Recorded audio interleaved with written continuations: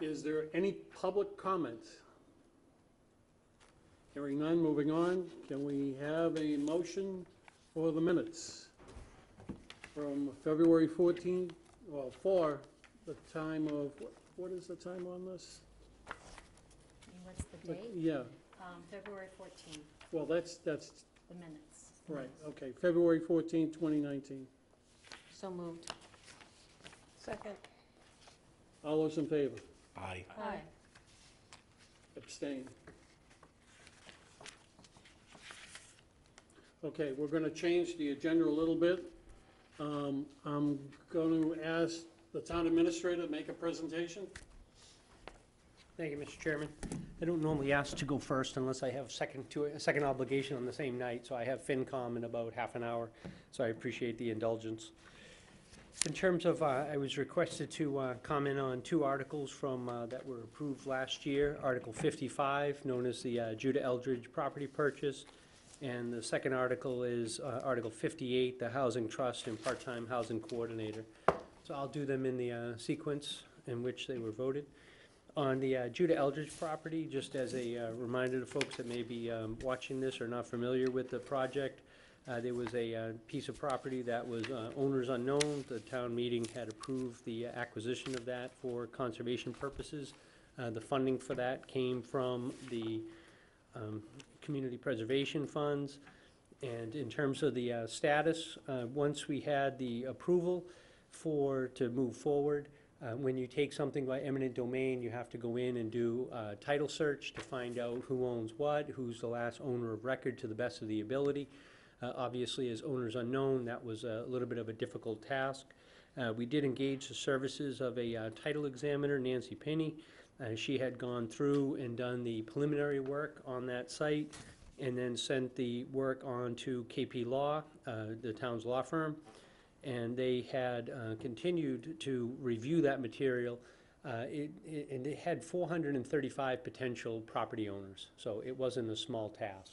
So they actually wanted to make sure that the title was going to be the eminent domain taking would be as clean as possible.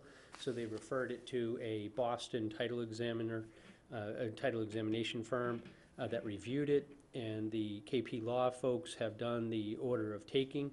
And actually, I just received an email this morning, as a matter of fact, when I sent out your request. And they said that the due diligence element is completed on the check of the owners, and that we can go ahead with the order of taking. So I believe that probably in the next 30 days, we'll get this on for the Board of Selectmen's agenda, and we'll actually do the order of taking. In an eminent domain case, once that order of taking is filed, then it becomes town property. And the second part that will have to be done is then a conservation restriction would have to be placed on the property and the negotiation of the conservation restriction. The holding of the conservation restriction will be done most likely by Harwich Conservation Trust. That has been the track record that the town has had. So we will engage in those negotiations with them. I'm not anticipating any issues we've had with Harwich Conservation Trust. Probably have been the administrator for now a little over 5 years. I think we've done 5 or 6 of them with them. So it's something that is, I don't want to call it commonplace, but something that's kind of a known commodity to both. And the total amount on that was $369,000. And just as a reminder to folks, the acquisition, we did get the appraisal updated as well, and the 369 stayed. The taxes owed at the time of town meeting was about $430,000. So the difference between those two numbers would actually be waived. We're able to waive the difference by statute. But if there's any questions, I think that's a update. I did not put in my notes that I just received the email after I drafted this morning that they had finished their due diligence on the title examination. Okay, we'll go to the board. Chris? No question. None for me. No. No. Move on. Awesome. 1 for 1. The Housing Trust, Article 58. In terms of, we've made a lot of progress on the Housing Trust. There's 2 parts to it, the Housing Trust and the Part-Time Housing Coordinator. The legal work has been done to create the trust. The trust has been formed. I think we did that back in September. The Board of Selectmen have appointed their appointees that they were required. We have 3 private residents that are on there, and then myself, by product of being the town administrator and a member of the Board of Selectmen, so in total there's 5. We have had probably at least 3 meetings. We have another meeting set up for next week in terms of that. So the trust itself has been formed. The second part was to make sure that we had a part-time housing coordinator.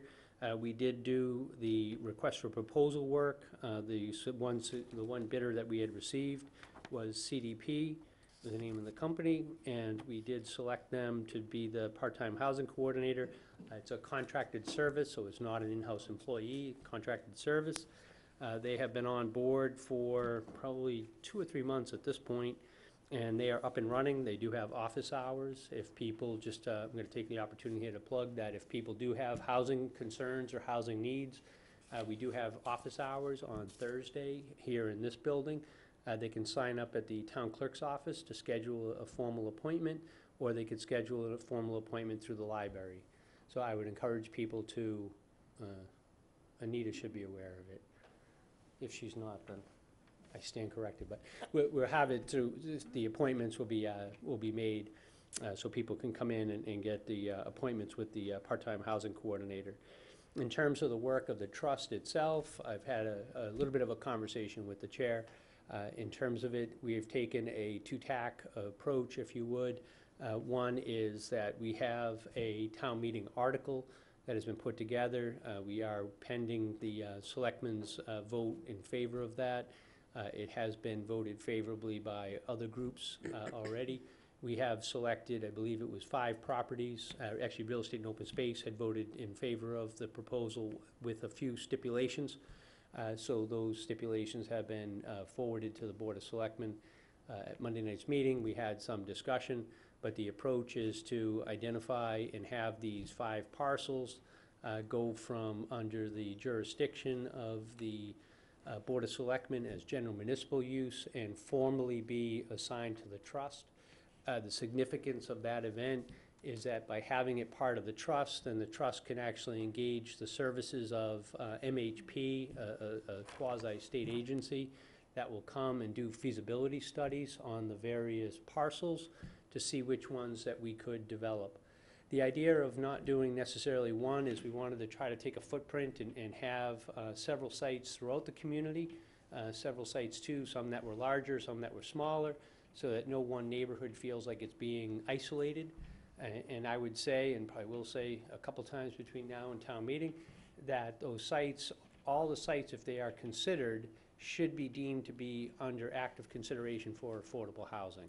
So it may take us 2 or 3 years to get through all the sites that have been identified, but the intent is to go through each one and see which ones are viable.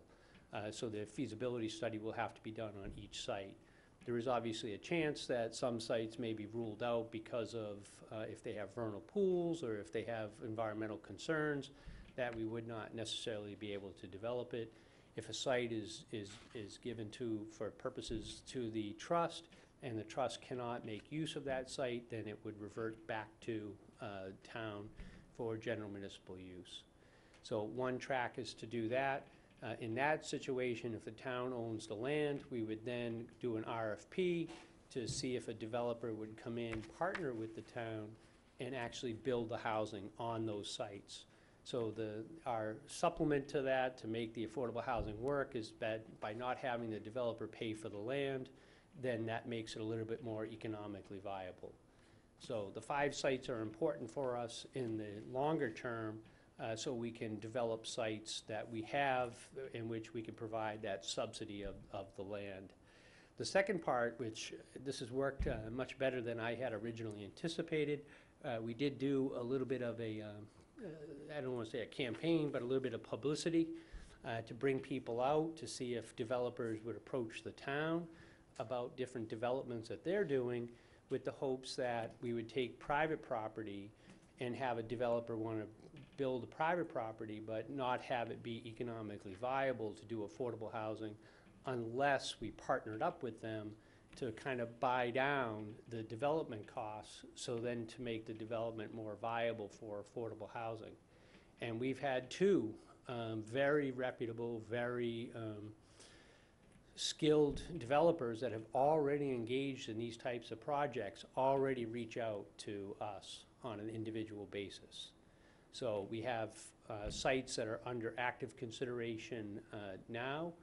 Once those development plans get a little bit more to fruition, we will share those with the full board. At this point, it's been very preliminary discussions, but I've been pleasantly surprised that in the last 2 to 3 months that we've had 2 good-sized developers. And affordable housing is a small market, a niche market. There's not a lot of people that do it. So the fact that we've already drawn some interest, to me, is a very encouraging sign. So I don't have anything to report in terms of the $500,000 that's been allocated that could be used towards that. I would tell you from the 2 discussions that I've been involved in, it's not going to be enough. So the request for the $300,000 is still important for this year's request, but we will certainly do due diligence to make sure that we try to partner up with a appropriate contractor or appropriate landowner to try to make some headway. But I'm very encouraged. I'm not the most patient guy in the world, so I wasn't planning on waiting 2 or 3 years anyway.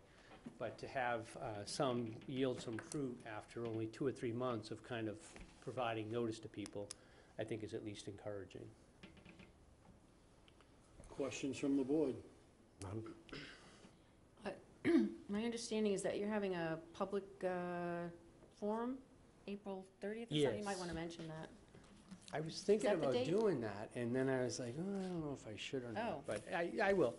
The only reason why I say I Then haven't, it was announced at another meeting that I was at. yeah, I haven't shared it yet with, Okay. In that box, are you? with the board, so I forget. that's my hesitation. Okay. But we are looking at April 30th at 6 o'clock, to do a overview, and there'll be 2 parts to the presentation. One part to the presentation, and that's going to be here in this room, in the Don B. Griffin room here in Town Hall.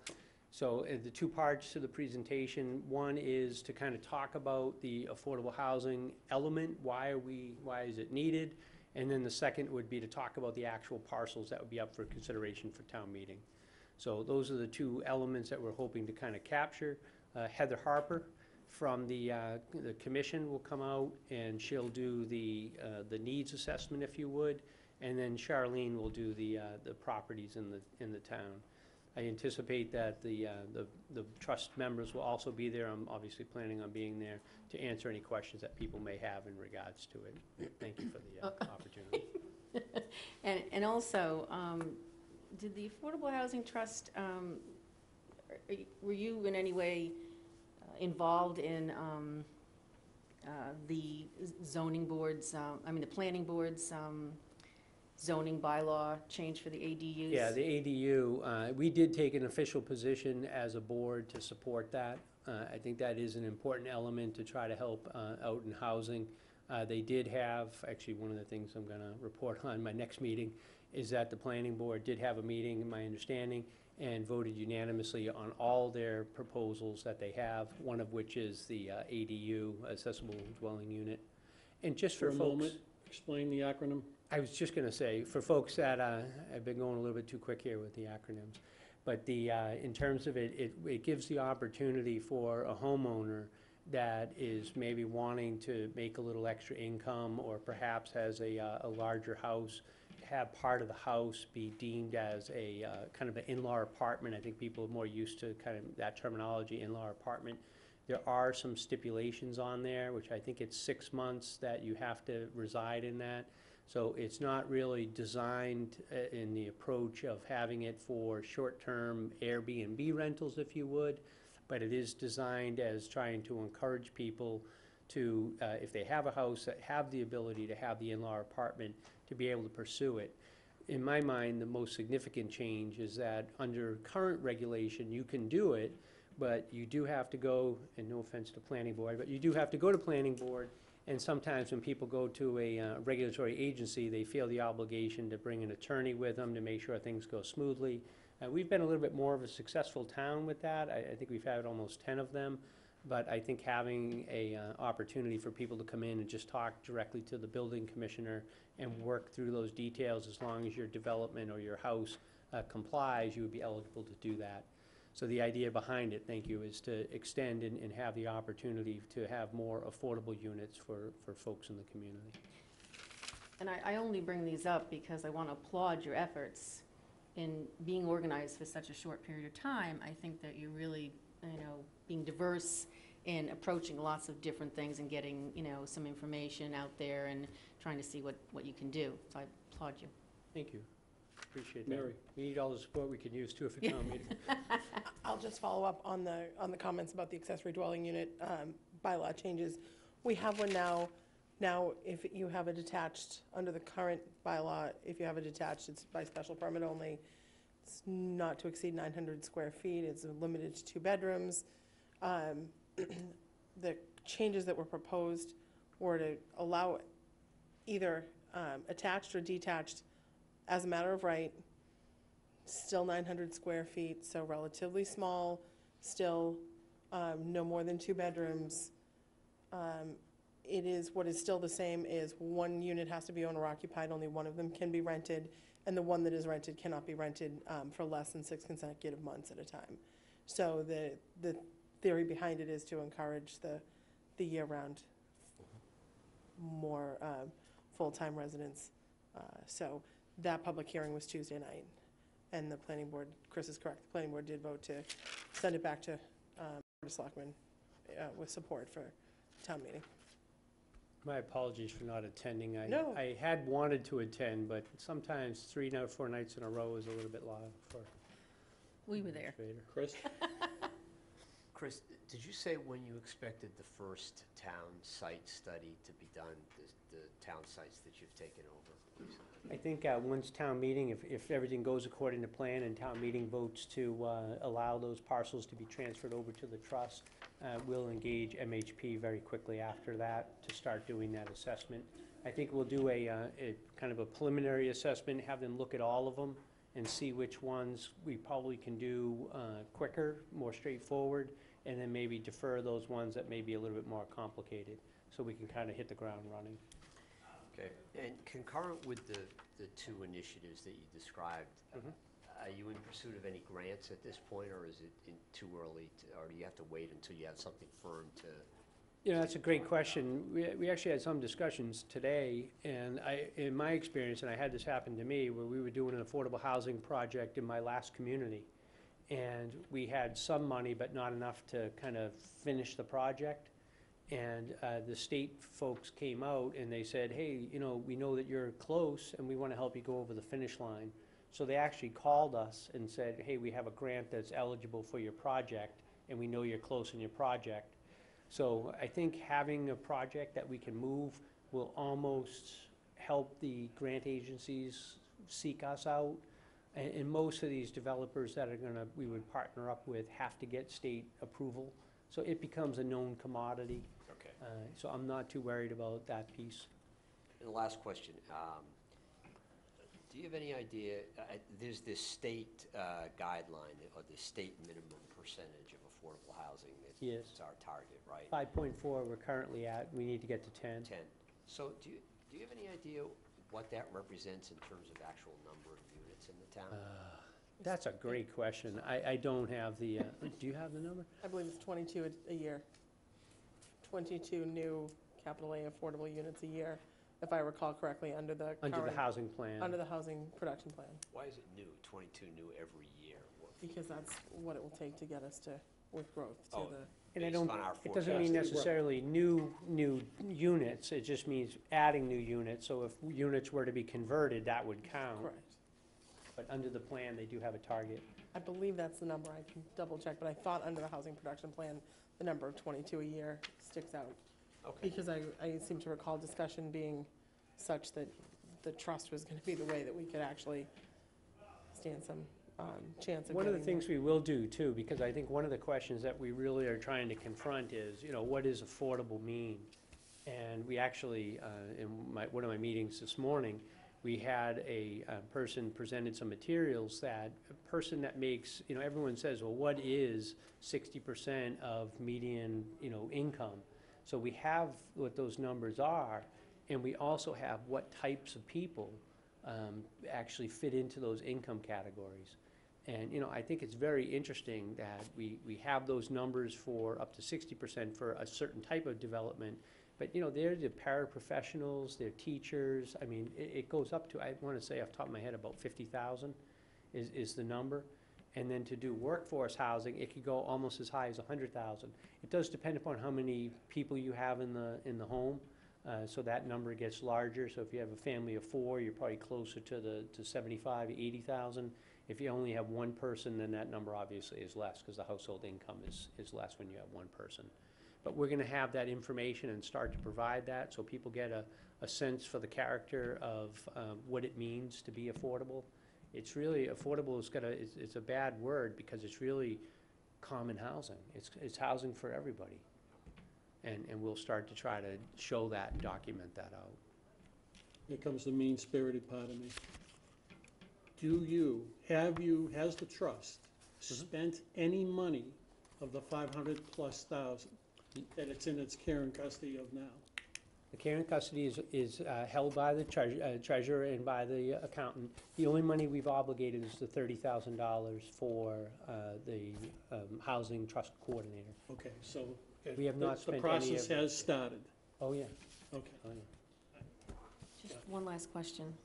The warrant article that's going to be presented at town meeting, Yes. if it's in the same shape or form that it is now, if one of the proposed land transfers gets more controversy than another, or shows a large lack of support, Yes. will that doom the whole article, or will you be able to, do you know what I'm saying? Well, yeah, I do. I know exactly what you're saying. The good news about town meeting warrant articles, I mean, I'll actually put and help draft these, so I usually am kind of an intimate part of it.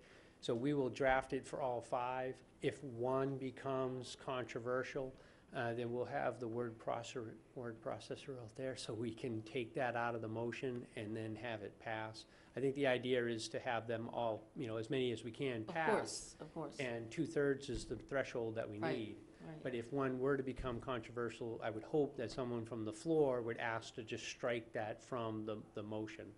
Okay. But we have had some opposition to one, so we did remove that already because we found some legal concerns in regards to that for this year. Right.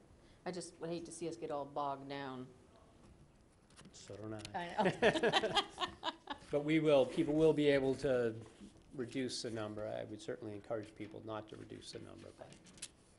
Any other questions from the board? Thank you very much for coming. Thank you for your presentation, sir. Thank you very much. Chris? Thank you. Next,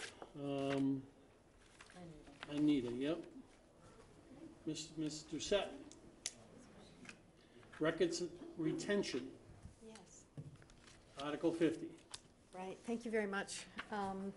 I believe I had given a report, do you all have it? The project down for the town hall records have been completed. The King Company came in and took care of the records very nicely, and I believe everyone in the building is pretty happy with the outcome.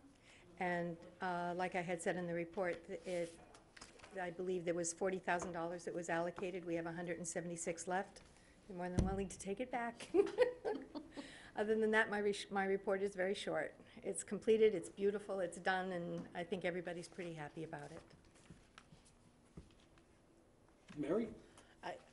Having seen the work that was done, it's a huge improvement. There's a plan for where all the boxes are, and people can find their boxes, and they're all stored neatly, and certainly haven't seen it in the past. It's a vast improvement from where it was. Kathy? Where are these being held?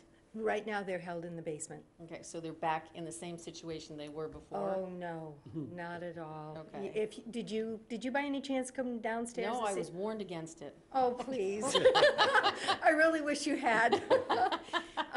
It is so organized downstairs. All the shelving is up. Every department has a section. And like Mary had said, I got an Access spreadsheet, and I've given a copy to every department where their boxes are, what the numbers are. Everything is very, very organized downstairs, and that's why I said everybody's happy. But the conditions were not conducive for records. They weren't then, Okay, so. They're very different Are now. these particular records that you just had, yes. whatever, are they going to be moving to the new storage facility? Some of them will. I would imagine probably some of our older records will be moving over there. But for now, a lot of the records that are still used by some of the departments that are in the town hall, they will have access to them there, Okay. okay? Bob, Nothing. Chris, New storage facility where?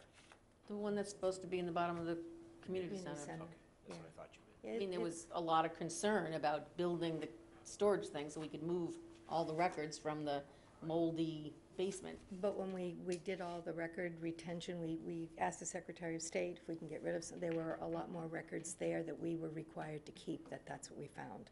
So that's why I said some of the records will eventually move over there, but some of them will remain at Town Hall. But it's extremely organized, everything's lifted off the floor, the fire chief has come over, it's regulation. So it does look like 100% better downstairs than it ever was before. And are there records that you weren't able to, Easily access, yes, and they're very easily accessible now. So it may, like I said a few times, everyone in the town hall is very happy about it. could you have used additional funding to do more, or did you do mostly everything you wanted to do? For that particular project, we did everything that we needed to do. Okay, so I won't be coming back. anybody else on the board? Thank you very much for Thank coming you and your very much. presentation. And thank you for your support for You're doing welcome. this. I'm gonna mix it up a little because, Robin? Cemetery Commission, she's gotta go to the Finance Committee meeting tonight. I have 2 minutes. I'll talk really quick. I'm sorry. Anybody else have to go to Finance? Go ahead. I'd rather stay with you guys, to be perfectly honest with you. So I just have one article currently, which is the Mount Pleasant Gravestone Conservation Project. It did go out to public bid. We had, the person who won the bid actually came in at $47,250, so it's lower than the amount that you had given us. So we will be giving you back some money.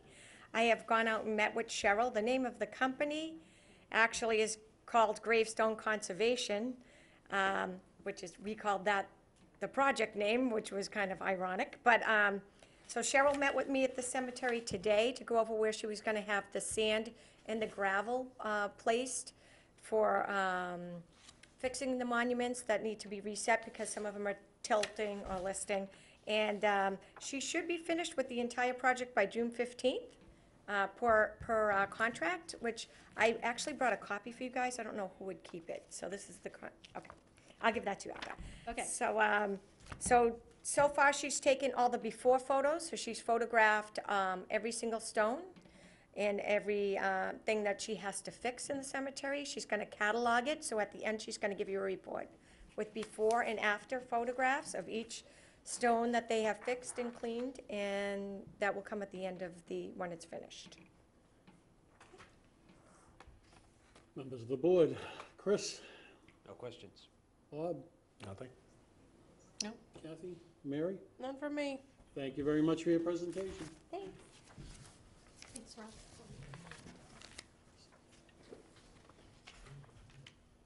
Record storage facility is next. I'm always after Eric. I can't believe I got to go before. Carolyn, I did send a report. Did you get it, or you need copies? I have I it could all. use I read it, but I'd like a hard Oh, copy. okay. You don't have green at the top. I know. Thank you. I'll take whatever extras you. Thanks, Carolyn. Thank you. Here you go. Here's all the extras. Okay. Going fast, I know, Finance Committee.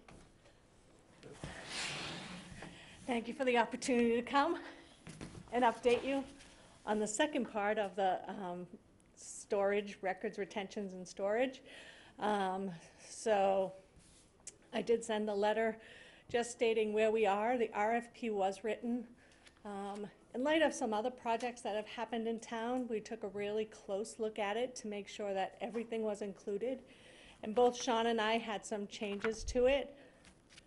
Sean's on vacation now, but he has read this letter, and we felt like it was missing some important, although small details that will make this a successful project. So we felt much more comfortable stopping it and going over it from start to finish and getting all of the information in on the different contractors that we need, and no money has changed. It's just really being thorough in the RFP that we're putting out. And we anticipate it'll be ready to go within 2 months. It's probably sooner, but I didn't want to tell you a date that wasn't a reality, so we know it will be out in 2 months, so. What will be up in 2 months? Your The RFP will be sent RFP out. will be Got it. sent out. Okay. Kathy? Just, you know, the review from the letter that you presented to us in September till now, there hasn't been a lot of movement. Well, the RFP being written is the movement, that's Okay. it. It was, as you know, the town has gone through some people who are in charge of writing the RFPs, both the engineer and the assistant town administrator have left, which left a small inconsistency for the town, so we're just filling in where we can, and that's one of the reasons that it's taking a little longer. We don't want it to go out wrong, I'll be perfectly honest. This is, you know, I'm a taxpayer too, I don't want any money spent that doesn't have to be spent, and I want the job done correctly. So I know it doesn't seem like a lot, but I do have the mock RFP that's, it's definitely, when it goes out, I feel confident that there'll be no problems. Okay. I'm gonna jump in for a moment. Is the town hiring an engineer to do RFPs? Do you know? That gentleman that went before me, Chris, he could have probably answered that. I do believe they have an advertisement out for an engineer, Okay, so so, that'll be all in the process. I got it. yes, yes. And so essentially, we're waiting for. Oh, so the RFP will be held up until we hire an engineer? Yeah, because. I'm not sure that it will. Chris has a certificate. I have been to school for it, but I want to make sure. It's not something I do on an everyday Everyday, basis. right. So, again, that's why I'm going as, I believe in being concise and doing it once instead. So I think between Sean, myself, the town administrator, and the acting assistant town administrator, it could go out beforehand. And then how is the cleanup going? 'Cause it seems like Excellent. it's still Have going. you seen it? No. Oh my gosh. So I wish I took before and after pictures, and I know Eric's behind me, and he's probably shaking his head on how bad it was. But we have, the highway department has helped us. We have done 4 dumpsters already, and that was in the last cleanup prior to the one before that. And I'm gonna estimate there's one more set of 4 dumpsters to go, and then we'll be completely done.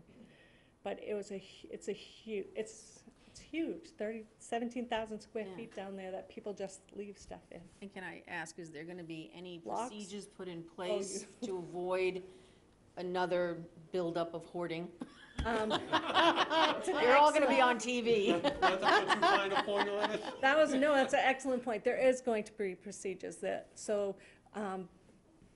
one of the great things about this project, and not the only reason we're doing it, but it requires procedures that go with it, which are all necessary. Has to be locked, people can't have access to it. So I can say with confidence, once it's cleaned, the structure is built, only authorized personnel will be down there. Okay. And if any of them bring stuff downstairs. So yes, I do feel like we'll be able to curb it then. Bob? Nope, I'm all set. Mary? I just wanted one clarification. The engineer, it's because our engineer was our chief procurement officer, is Correct. that's why, okay. I Yes. just wanted to He was writing the clarify that. RFPs for the town. He was doing the Sorry. RFPs as the chief procurement officer, so Yes. that's not the fact that we Not don't that I have an needed engineer to do engineering, that. no, That was no. my I'm clarification. sorry, That's thank okay. you. Chris? Who actually does the cleaning? Eric was downstairs, I was downstairs, our staff was downstairs, the highway department. We had a host of volunteers coming down. So, are you volunteering? So I'll just, bring you right over if you want to help. But yeah, we'll take anyone who wants to help us clean it out. So, When the RFP goes out, do you know how many entities it'll go to? so it gets posted in the central register for the state. Oh, I So, see. and then you're free to also send it to Got it. people of interest, Got it. but it will go to the state. Got it. And once the RFP goes out, how long is the open period to respond? So the town sets the open period, and we're looking at doing it for less than 30 days Okay. from start to finish. This is a specialty item, so you're not going to get a ton of people. Because of the state of Massachusetts having such a high burn rate time, not a lot of companies can do it. So we'll solicit anyone we can find, but Massachusetts has that very high standard that they set. So although some people can build this in another state, they don't have the equipment to make the burn time, which is required, so. Okay. All set. Any other questions from the board? Thank you very much for coming and your presentation. Thank you. Cape Housing Institute is next.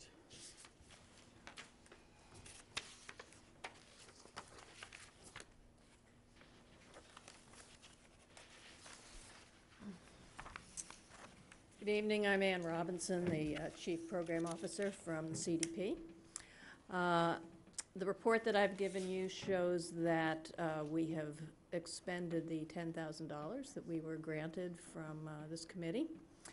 The money was to be used for the Cape Housing Institute, which took place in October and November of last year, and also for the advanced trainings that we do and the peer groups which meet on a quarterly basis. So we have had one advanced training so far. We have one more to have in the spring, and the peer groups met in the fall and the winter. And I've shown a breakdown of the way that the funds were allocated. We allocated the monies that we received from all 7 of the towns to the various expenses of the Institute and the trainings and the peer groups. The Institute was very successful again this year. We had 55 people attend, and you had great representation with 10 people there. So Harwich has definitely taken advantage of the Cape Housing Institute. The report details some of the activities that we were involved in putting on the Institute, and the peer groups and the trainings, and also the curriculum for the Cape Housing Institute.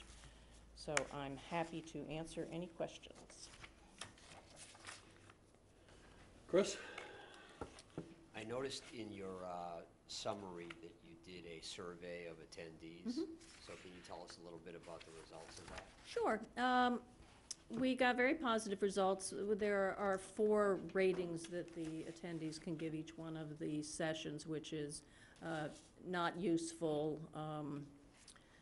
somewhat useful, very useful, and I'm blanking on the 4th one, but it's not a very good rating. And I'm happy to say that we got all very useful or useful ratings from all of the attendees.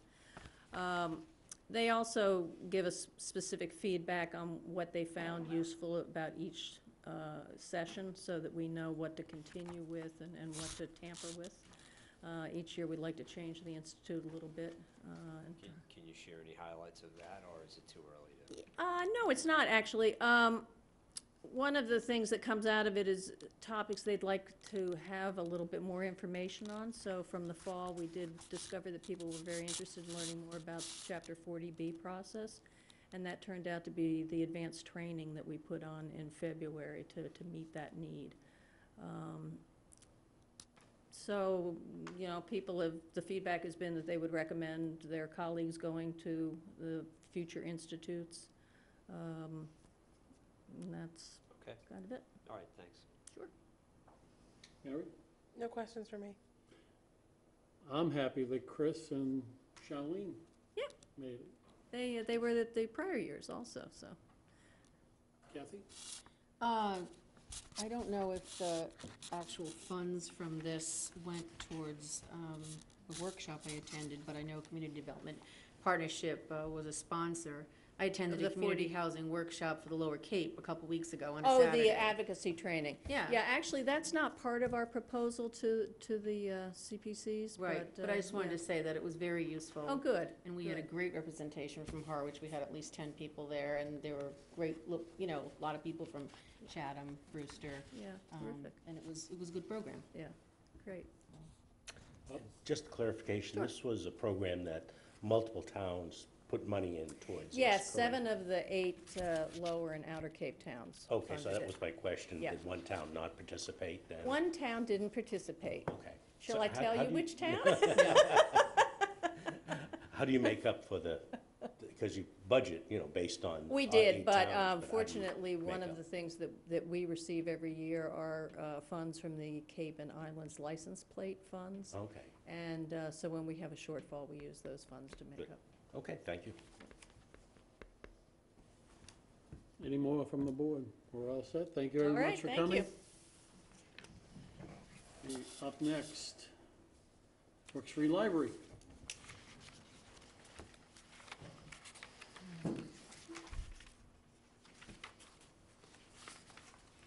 Welcome, Good Jenny. evening. I'm Ginny Hewitt from the library. This is Mary Ward, she's chair of the Board of Trustees. It's nice to say good evening, and it's still light out.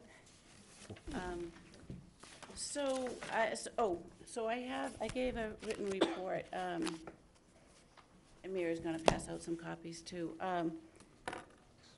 The first 3 projects we had were all related to the exterior preservation project. That was managed by our facilities manager at the Department of Public Works, and that project was completed in January. I can't tell you, I don't think I can put into words how great it is to have the building done, but I know who can put it into words is all the community members who tell us every day. And I think we're gonna go through another round of that when the snowbirds start coming back, and then a few months later, when we have the seasonal people come. It's just beautiful. It's really, really pretty. Really well done. So, anyway, on this, there were 3 articles.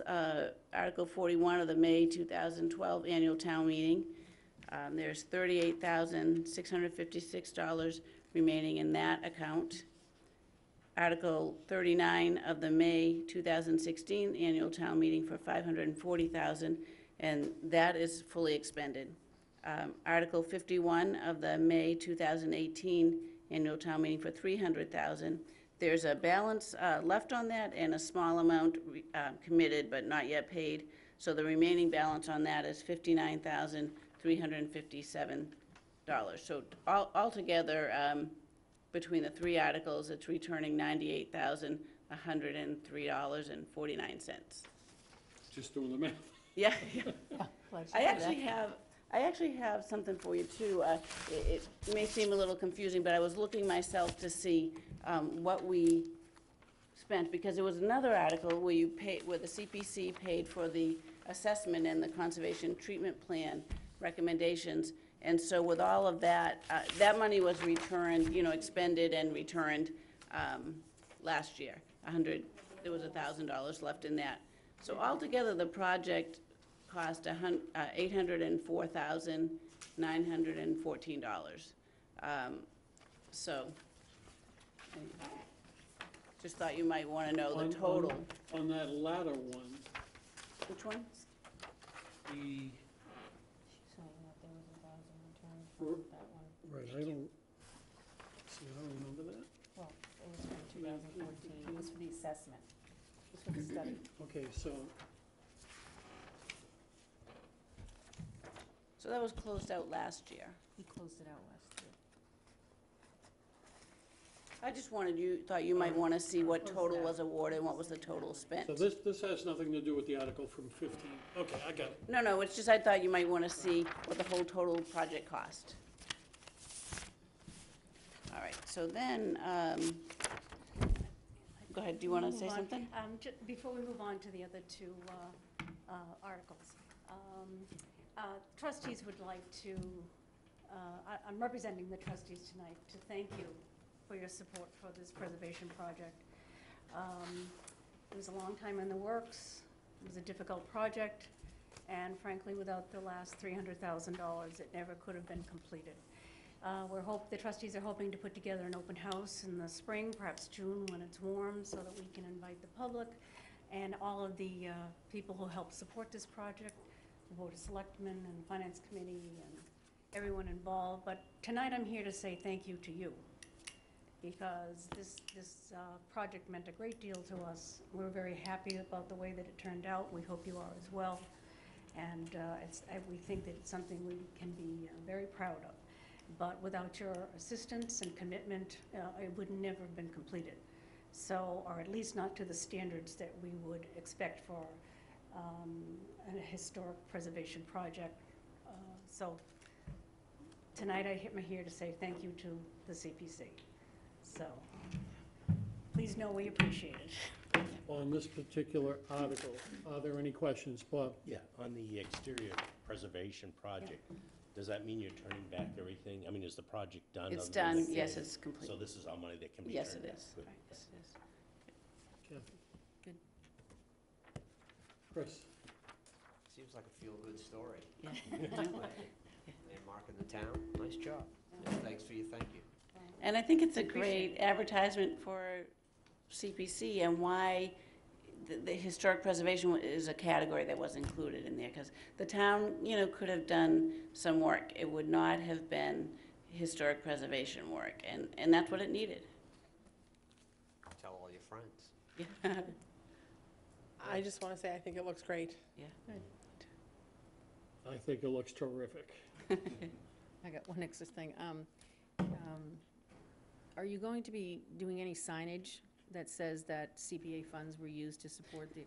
No, I thought I heard you discuss that. I watch all the meetings. I'm not here, but I watch them all. I thought you all had discussed something like that. Do you have a sign? No, what we do have written into the guidelines, I think, that we That's good. expect that there should be some, because it's good for the public to know what Absolutely. CPA funds are used for. What their tax dollars are Rec for. department does it all the time, other places don't necessarily, but it really, I think, it's in the public interest to do that so that they'll support these kind of projects in the future.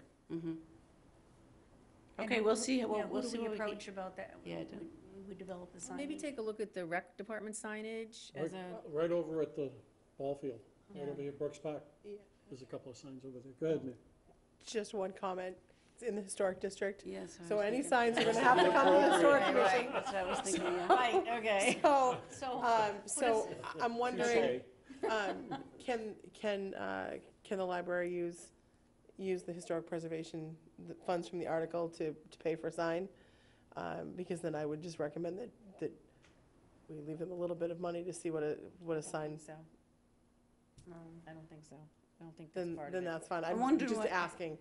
I'm wondering what you're thinking for signage too, because in the park, they're pretty big. It's a big, wide open Yeah. space, right? So I'm thinking, well, we'll have to go to the historic district, something smaller. I mean, I can't speak for the commission, but I mean, to me, something like you'd put on a National Register house, A plaque. even a plaque of that size Oh, okay. might be, That would might be be nice. appropriate to just say that it's historic preservation funds, and I say that knowing that you still have to do a certificate of appropriateness to the Historic Commission, so that we can put it on an agenda and I'm Okay, just because bringing it up. actually- Fixture. So, I mean, Correct. permanent fixture. correct. Yeah, I'm just bringing it up, and that's something that we don't follow up on usually, and I think this is such a significant Yes. project with a significant amount of, funds, that it would be in the public interest for them to be able to recognize that this is what their funds went for. I just want to say thank you for that, because I think it's a great idea. And it should, I mean, it's Yeah. that era of a building too, that Yeah. there's no reason not to, so. There actually Rejoice. was, the historic markers that are around town, are they like bronze plaques? Yeah. So I've seen those, they're not up at the library, or one of them's not up, because it was originally two different buildings. I think the numbers were transposed. This was, I don't know, I've been here 20 years, this was before my time, but not that long before, and they weren't right. So I guess I also need to find out, where do we go to get that? You may know, Bob, Well, how it was done. Historic No, I society. mean, but to actually, who actually made them, Oh, somebody, like and the and that historic kind of society thing, and we would could, want that, yeah. okay, yeah. So we could do that at the same time, because it would be Certainly nice to them- have those up. Historic Society more than the Historic Commission. Oh, really? Okay. Well, They're in the business to do it. so. Right, correct. Okay, all right. Oh, I was getting ready to leave. No, but we have to pull out articles. All right, so the next one we have is the conservation of the Rogers Group statues. That project is in process. The conservator has given us a draft report, and it's not quite final yet. He's giving us what we can use to go out and get quotes, and that's the piece that we're working on. We expect to do that this spring. So we have committed funds to him, but he has not billed us yet. He's done a lot of work. So anyway, we're hoping to. Excuse me, he hasn't submitted an invoice, is that what you just said? He has not, right? How long has this been? He started in the summer, yeah. This past summer? He loves the Rogers groups, yeah. Yeah. Okay. He's spending time on it, and more time probably than he should. He's done a lot of work, and he's extremely knowledgeable. He is the conservator that the John Rogers Society in Connecticut uses to do work on their statues. So, yes, he's been very good. It's just a question of finalizing what we would use to go out and get quotes. And then the last one is the preservation and digitization of the Harwich Oracle newspaper. That's also in progress. We have spent a little bit of money on the archival boxes, and we've contracted with New England Micrographics for the microfilming and digitization work, and that work should be completed by June. Questions from the board? We'll start with Bob. Yeah, on the Rogers Group, Yep. has he given you any indication, either verbally, of what he's thinking about? Oh, yeah, no, he's got really comprehensive assessment reports with spreadsheets of, maybe 20 categories of what each piece with check marks what each piece needs. And then he's got a draft conservation treatment plan. Yeah. I mean, things like chips being Oh, yeah. mixed and Oh, yep. like that. Any recoloring of the, Some of, yep, some of that that too. So, he's looked at paint loss on some areas and creating shadows, and he actually said the work that the Harwich Women's Club did back in the 50s was very well done. Before he came and did a site visit, he thought he was going to find a lot of overpainting, and he didn't find that, so they were obviously pretty knowledgeable in what they did. right, and they, I think a lot of them were, I don't know if they actually changed them from the dark color to the light color, but, most of them are light colored. Yeah. So, and on the Oracle newspaper, is this different from what's been done in the past on the newspaper, the Oracle, or is it additional? Because, I can go up there and look at old newspapers, right? Or is that the Independent, right? Oh, you're looking at the Independent, yeah. So this is the Oracle, and they've never been done? This is the same process, right. Okay. It's never been done. The state Okay. had paid some years ago, Boston Public Library had a grant to do local newspapers, Right. and so a portion of this is already microfilmed. Okay. And so, so that makes the overall cost cheaper. Right. And is this going to be on the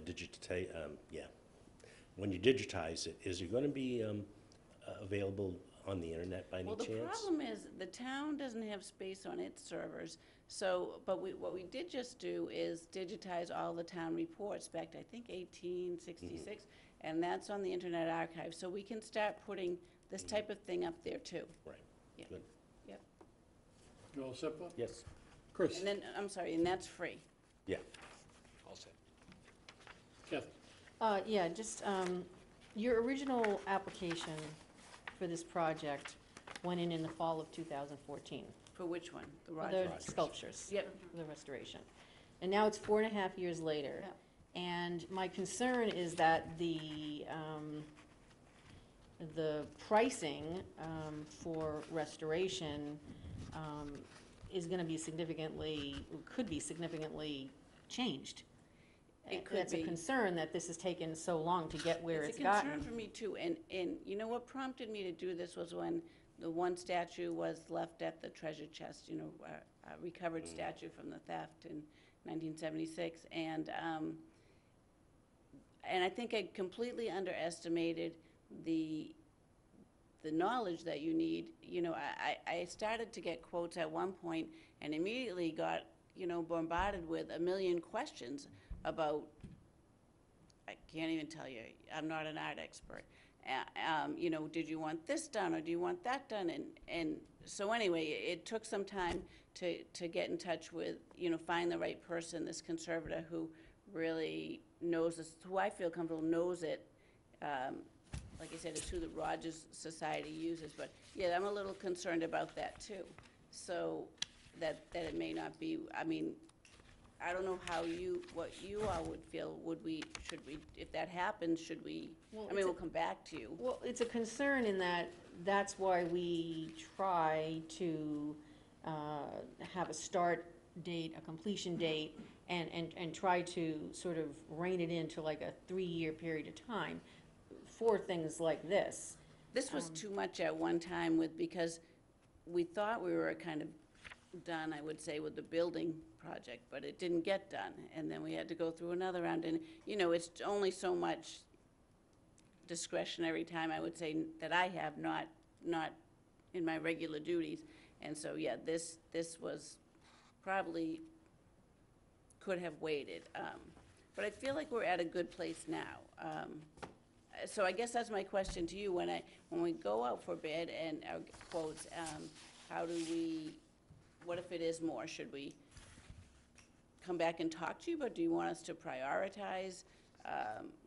Some were owned before the theft, some, you know, have more, I don't know. There were 3 themes. There were Civil War themes, there was everyday Americana, and then there's some literature themes from, you know, different plays, some of Shakespeare. So I know my personal preference is like the Civil War and the Americana is kind of like Norman Rockwell. This is our history. So I guess I would be looking for some, you know, advice from you all on what you would prefer to see done. I'm Or gonna do we step in come for a back for minute. more money? I don't know a thing about restoring statues, but what I do follow are certain lines of thought. My understanding initially was that the statues were gonna go out as a group. And if an individual was gonna accept and write you an RFP or whatever means they choose to do with you, there would be a number in place. I'm taken back by someone that has provided all these services over a period of time that hasn't provided you an invoice yet. No, he only started. Because I'm looking at invoices that don't get paid in 90 days is an issue. So that's from the private sector. Sure, he hasn't, his work with us is not complete until we have a final conservation treatment plan. And so, and we're not at that point yet. We're close. He's given me a draft report. He's only been, site visit maybe August. He hasn't been behind this work for 4 years. No, I realize that, Yeah. but it is 4.5 years later, so, Oh, I mean, the costs are gonna be, even the cost for his part, you know, is gonna be more than the original estimate, which is what we based our original recommendation on for funding. And that's a concern, because I think we were of the understanding that X amount of the sculptures would be able to, their needs would be able to be addressed. Sure. Let's just say, I don't know what for each Yeah. one. Yeah. And it seems like that we might fall very short of that. I won't know till we go out to bid, but you know, that concerns me too. So so after I get quotes, then I should come back to you? Would you? Let me finish the thought from the board. Mary, go ahead. My only question are you expecting that his preservation plan for all of the statues won't exceed the 3150? I don't know, because he's spent more time on it now. It wouldn't be much more. Okay, because that's what, you've got people working on it. To David's point, you haven't been billed yet. We have a signed contract with him with that amount. Okay, Yeah, so we don't have, it's no not con- like he's not working on an hourly rate or anything So like no that. contingencies, no time and Right. materials where you have no Right. idea of what, whether he's put in extra time that he's gonna bill you for. All right, Chris, go ahead. So if you have a signed contract for the 3150, that would seem to say he cannot bill you more. Right. Okay, so you're fine there, Yeah. right? Yeah. So, in answer to your question, what do I do if I get quotes back that exceed the remaining budget? The first thing I think you have to do, maybe with the help of some people from the board, if that makes sense, is negotiate, I think, and try to get to the number that you have at your disposal. Well, under procurement law, we would have to get 3 quotes. Okay. So you don't really negotiate with that. It doesn't really work that way. No, Chris, I'm not really comfortable leading them in this direction. Okay. That's something they should research themselves Okay. and have the information. Anything else? No. Bob? with his report, he's probably gonna put priority of items to be done, and you don't have to choose, Right, to make every single one perfect. right. You could just maintain this for another 50 years as opposed to 500 years or something like that. Sure. Yeah. Sure. So that'll There are vary a the couple price, yeah. that are duplicates, say, so, we don't necessarily have to do both, so that kind. Kathy? Just a quick, I was going through my notes, and I came across an email that you and I had exchanged with each other in October of 2017, where this committee had talked about taking a look at the RFP before it went out. And at that time, there wasn't an RFP Okay. being, done yet, because you hadn't done the conservators thing yet, and that was under 10,000, and that wouldn't require an RFP. So is that a possibility that we would be able to look at the RFP as a committee before it Before goes out it- to bid? Before it goes out to bid? Yeah. Sure. Okay. I'm just saying it's something that we had talked about back in October of 2017. To see if it met some of the criteria that we felt Well, we had voted on in the application. oh, it will, Okay, now That's all. now I'm like, That's what because I'm- I'm trying to follow the bouncing ball here, and Yeah. we don't have the, No, just because we wanted to make there's sure no that it, draft yeah, people here at this table with a stamp, so I get it, I get it. No. I get it. can I just say, Yeah. Kathy, Go ahead. it will, it's very detailed. I was just gonna follow up on Kathy's point, that once Jenny has the kind of conservation plan, I think that's gonna inform everything, and once that's in hand, then she's gonna know better, and I think if we can see a copy of that, we'll know better too, how good or bad. I mean, we face the same thing with, she faced the same thing with the library, and we're facing the same thing with Brooks Academy Museum too. You go out with a study and you come back with, you think you're gonna get X and you come back with Y, and, hopefully that 3150 I'm sure will be well spent in just trying to figure out what needs to happen. all good information and all good lessons for us. Exactly. Yeah, it's a learning process. Chris, Bob? Can we ask for an interim update instead of waiting a year to come back in 2 months or whenever you Oh, think sure, it's a report? Absolutely. Sure. Yeah. Sure, because if I'm gonna come back and show you the RFP, yeah. Ginny, at this point, myself in particular, would like to see you come back with a new article, For what? this money. I'm looking at the article? time frame on this, and I understand what the explanations are, but I'm gonna have a discussion with this board when it's a full board. I have got some other concerns about this, so I'm just giving you a heads up. If you wanna come back to our next meeting, which we will discuss this, you're welcome to be there. Okay, yeah, I'm just kind of wondering, so.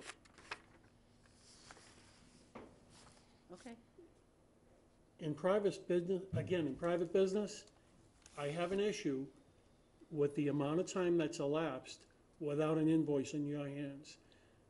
there are contingencies in a contract that you may not necessarily have saw. I'm hoping that whoever went through that RFP or whoever looked at that contract representing the town, There's not a problem with that. There isn't. He hasn't had a contract for 4 years. He's had a contract since like probably last August. He did a site visit in August. I don't remember the exact date we signed the contract. is there a but it- document that has someone's signature on it? Yes, There is. yes, And yours? yes. Okay. And I have that procurement authority delegated from the Board of Trustees. So yes, it's a valid legal document. There's not an issue. This is not a fly-by-night person. This is not, No, I'm not saying it is. What I'm saying to you is it's an unusual circumstance. It is. It is, and part of that is because as I worked on this before finding this person and looking at doing, even to find who do you get to do an assessment that you know really knows what they're doing with this field. I'm not an expert in that field. So that, I did look at that, and I had some, I had wildly varying quotes for this. So obviously, these people on the low end, probably aren't that well qualified to do it. Okay. So the remaining money is not to the conservator for the assessment. It's for the work to be done. Right. Right. So yes, I realize it's taken a lot longer. Okay. So I think the thinking at this stage also is that the conservator has an idea of what the cost may be, but we want to do due diligence and get 3 additional quotes to see if we can get as close to the amount of money that we have available at this time. And if that's not possible, having perhaps another discussion with you, or to prioritize the work. Everyone would like to see it all done at once. Here's the money, let's get it all done sometime, and it's all a matter of how much detail we want to have done. This person that we have the assessment from is an expert in the Rogers groups.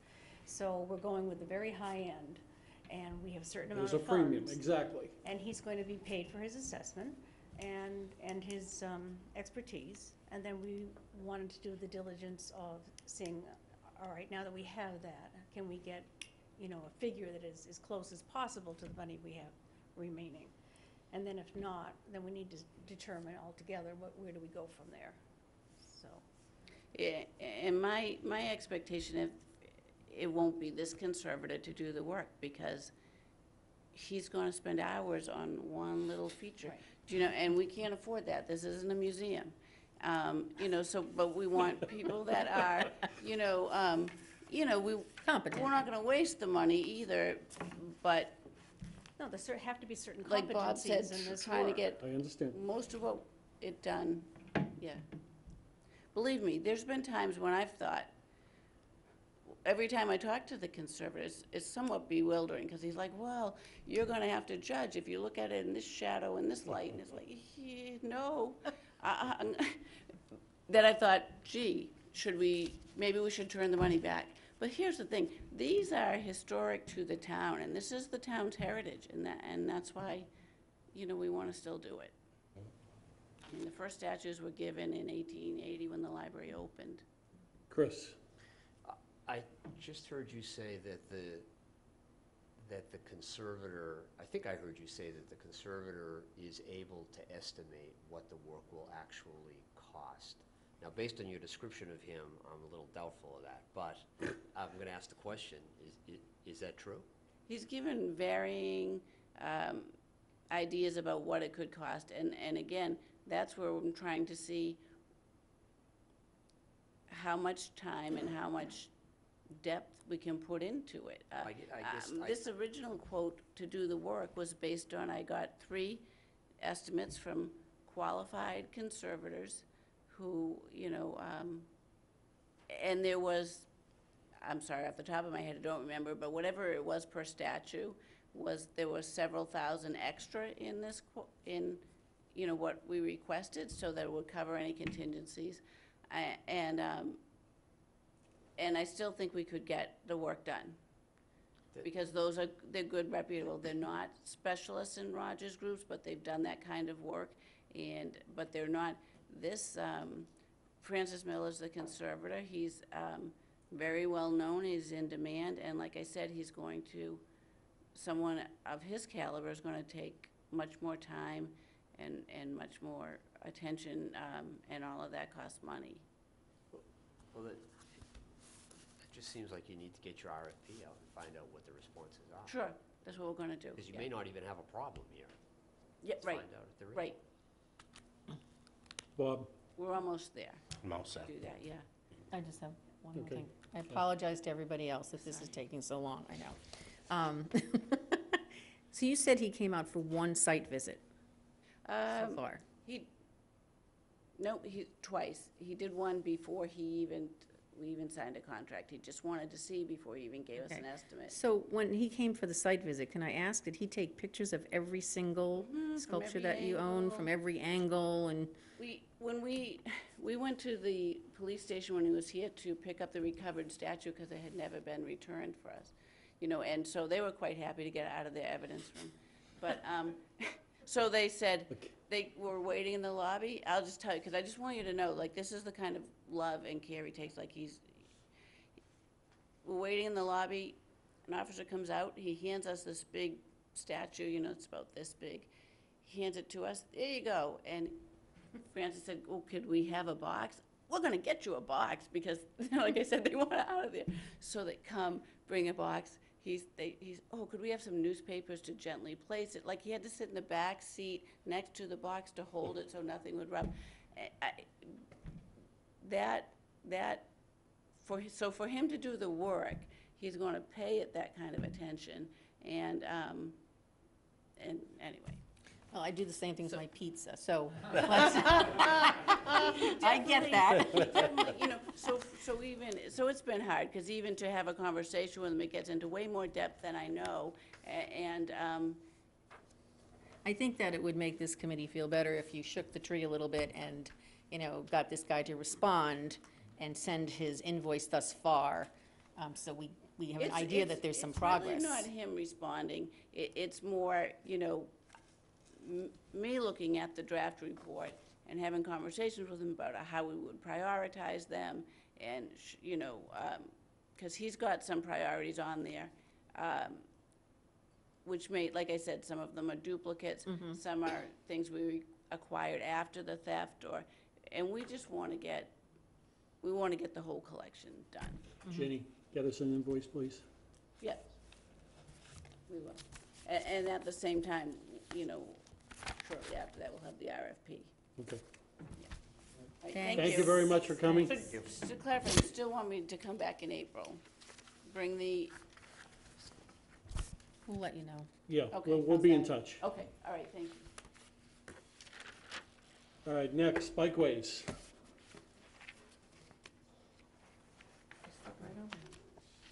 don't know last time. I was gonna yield. Anyway. Good evening, all. This is, I'm Paul Gazai from the Bikeways Committee. Just to give you a brief update on the Pleasant Lake lights that we approved, Article number 50.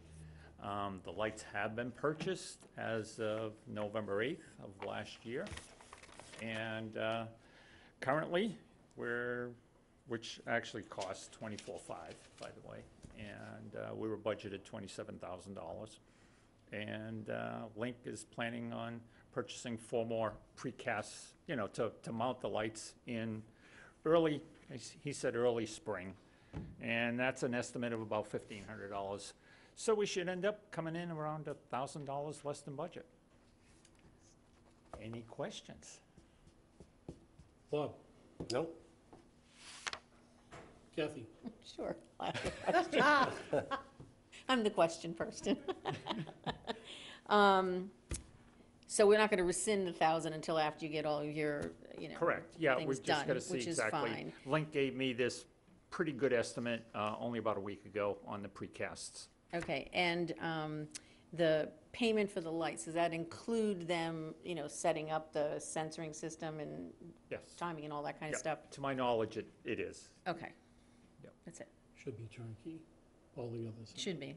Just want to make sure. Mary? Nothing for me. Chris? Nope. Thank you very much for coming in, sir. You're welcome. Thank you for having You me. wanna go Take care. No, Are you sure? yeah, positive. All right. I said I was going to yield. Rick? If you have an agenda, why am I don't have your agenda. What are you asking? Well, never mind. What did you ask? I No, missed that- it. That's okay. I got the agenda right on my phone. Okay, I couldn't make copies because the copier didn't work downstairs. That's what it was, okay. That's what I said. Eric, you have the floor, thank you. All right, do you want me to go one by one and then questions, or, okay. So the first one is Article 29 of 2017, it's the Fit Station project. This one's been on hold for a while because the company we really wanted and the materials we really wanted were on back order. I just spoke with them, I have been assured that they're coming any day now. We have not paid a penny yet, we are locked into a price, so the price isn't gonna change. We have picked out the spots for the fit stations. I've talked to Highway about their labor to install. So they should be in by the summer, for sure. And there's a contingency in that project of 2305. I think I skipped a one, by the way. Sorry. We follow along. One. Yeah, wait a minute. That much money for Now fit that I'm looking at my stations? thing. Yeah, that's all right. I skipped ahead to the middle one. 2305 was a contingency. I expect to be able to turn back that amount when it's done.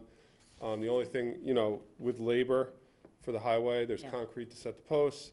I don't know if there's gonna be some seeding and sodding around where they tear up some grass. So that's that one. To the board. Chris? No questions. Mary? Not on this one.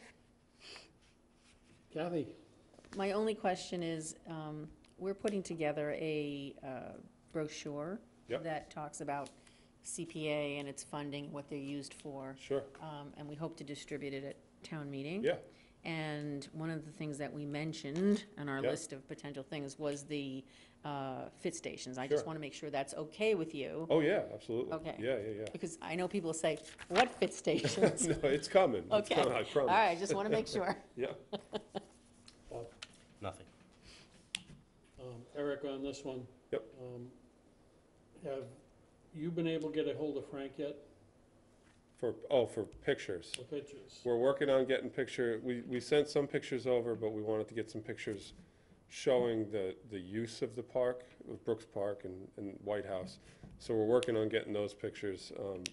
Our pickleball guru has plenty of those pictures, so we're just having Oh, him. you're talking about for the brochure? Yes. Yeah. Oh, we got some pictures Yes. from Lee. Yeah. Pictures with bodies. We on wanted them. some, those Okay, were, well then, you better act quickly, more are coming, yeah. because Yeah, brochure okay. is gonna come out before you guys get the Yep, pictures okay. to us, so. Yep, we're working on it. All right.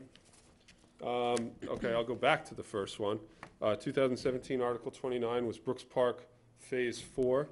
It included the current playground, the expansion of the current playground at Brooks Park, and the construction of the restroom facility. The playground's completely done, is being used. People seem to really like it. I brought my kids there, and they gave it a rave review, so that was good. The restroom, been a little more doing with that.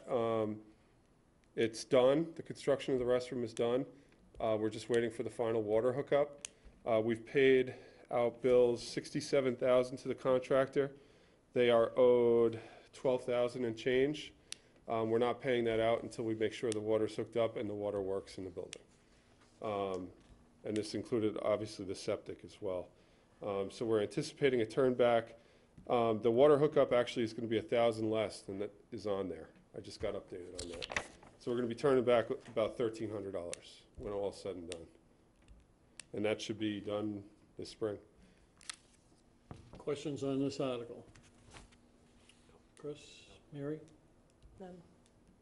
Kathy? You wanna wait on the rescinding though until everything's done? Yes, yep, just to make sure. Yep. Nothing. Continue. All right, and our last one is 2018, the Brooks Park Improvements Phase 5, which is the lighting upgrade for Brooks Park. This one got delayed a little bit because of, again, the town engineer left as our procurement officer.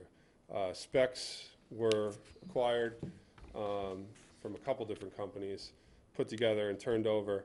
I'm currently working with the interim assistant town administrator to get that RFP out as soon as possible. But it looks like we're going to be starting construction in the fall, because at this point, we'd be starting right in the middle of spring, and it's just not conducive with the 200 pickleballers we got coming, and spring programs and summer programs, and so it looks like fall will get going on that one.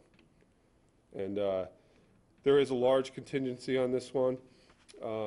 We built that in just to assure if it is a year later, if anything goes up price-wise, which it probably will, we'll be all set. Bob? Has that gone before the Historic District Not Commission yet, not yet. Okay, it We're will. finalizing that the specs are correct through an engineer, which we couldn't do at the last minute because our engineer left. Right, So we don't want to bring anything to them until we know for sure that's what we're going for. okay. Yep. Kathy? Oh, good. Mary? Can I just say, keep in mind that it's in the historic district, Yep, so the lighting and whatever you're putting in would, again, with historic, it's gonna be a certificate of appropriateness, so yeah, we're gonna get to comment on look and feel, so sure, just keep that in mind when you're going through. yeah. Think Well, of the pavilion. Can I ask a question too? Yeah, Well, the light, like a lighting project like that, there's really nothing historic about it. I'm not sure how to guide it towards a historic appropriateness, you know, because we have pickleball courts, and those aren't historically appropriate either, but I just don't, I'm trying to figure out It how. may all depend on where it is, where it falls in the park, Yeah, so, I mean, they'd be in the same places that the poles are now. yeah. I'm Eric, just- why don't you walk in front of her board at the time and, or whatever time you have, and Yep. ask those questions? Yeah, no, I will. Yeah, I just okay. wanted But I to mean, you- raise, I mean, I just, while we're here, I'm gonna take advantage. Yeah, yeah, I'm just- well, I just got Chris off on one, and then the rec Yeah, no, department's doing it, so. yeah. Anyway. Chris, No question. all set. Thank you very much, Thank you're you. all set? Appreciate it, thanks. You're welcome. We're gonna jump, if some of us don't Please, mind. go right ahead. All right, Heinz, you're I up. have to be here. I have to be here. Evening, Heinz Croft, Natural Resources Director. I'm here to update you on the status of the Article number 57, the Hinckley's Pond Remediation and Public Access Project. There's a land side and a water side component. I'll start with the water side component, that's the larger of the two. It's a project that was reviewed and commented on by the Harwich Conservation Commission as well as the Natural Heritage Endangered Species Program. Both of those took longer than anticipated. But I'm comfortable with that. There's a lot of questions that come up when you start treating a pond with a chemical of some sort. And so there was a lot of back and forth with the appropriateness of it and timing of it and the review of species and so forth. And that took, every time there was a comment by National Heritage, I had to respond, and then they got 30 days. So it kind of pushed us through the winter timeframe, which we had originally had a goal of doing in December. This is an outside project that deals with water temperature, which we need to have at 40 degrees or warmer. The most recent response from National Heritage said, sure, Harwich, you can do it in June, July, August, or September.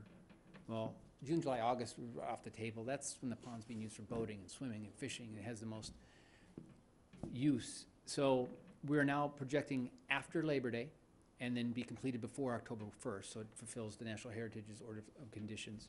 The RFP, at the time that I wrote this summary last week, was going to go out tomorrow. It's going to go out next week, so on the 22nd of March. You had asked earlier the time frame. The town has a window. A project this size has to have a minimum of 2 weeks. We're doing 3 weeks. They'll be due by April 18th. The bids will come back. Then we'll have a contract in place by June. They won't be able to start their actual treatment until September 9th. It's about a 10 to 12 day window based upon some weather conditions and so forth, so they're basically given 21 days between then and October 1st to do. That should come in under budget. We have spent $4,000 so far of the money. It was for the filing fee for the National Heritage and Species. The land side portion will also come in under budget, and that's because it's done with some of the in-town work. The conservation agent is going to delineate the wetland and have a engineer surveyor to help with the site plan. That's scheduled in April, and then that'll go in front of the Conservation Commission for their approval, and that will then be done. I was told earlier by our town administrator that because we're doing it in-house through the highway, it won't be until late summer, early fall, that landside public access portion of it. There is a piece of that the money that will be used for the pre-treatment and post-treatment monitoring, so it's kind of, you can't have the fox watching the chickens. So the contractor will do the treatment, but the town, with some of my help, and then a separate contractor will do the monitoring of the pre-treatment of the pond, its conditions. There's some that takes place during, and then certainly there's a long extended after the pond has been treated for months and years going forward, which funds for CPC will just be used within this year, and then the monitoring tapers down, so I can then absorb that in my water sampling budget within natural resources, because we already sample in Hinckley's already, so it's just adding a little bit more to that. So all three of those are still on track and under budget. Okay, Robert, I'm all set. Thank you. Chris, Just very briefly, what is the landside work? I wasn't around. Okay, so because the pond is being treated with an alum chemical that will make the pond better, its conditions, the sense is that there's very little public access to Hinckley's Pond. So the town is spending money there. What else can we do to encourage the public to go there? I think of the country store, I can't think of the name, but it's on 124, it's off the left side, there's a little parking Pleasant area. Lake. Pleasant Yeah, Lake. in the past, it was used for cars, but it's quite a dangerous intersection, so cars no longer can park there. It's gonna be turned into more of a bike parking area with a little kiosk on top of it. There'll be a little boardwalk area with an oversight, and then stairs that go down to a beach area, and that'll be maintained and more accessible than it is now. Okay, thanks. So that's what the land side portion is. Mary. My only question, you said they gave you through September. Is that because of is that their timing that they'll only give you 4 months, or because of the species that they won't let you go Yeah, into something within National October? Heritage says they would prefer the June, July, August, September. Town already avoided the April, May. That was the herring influx of migration. And then water temperature was dicey in December.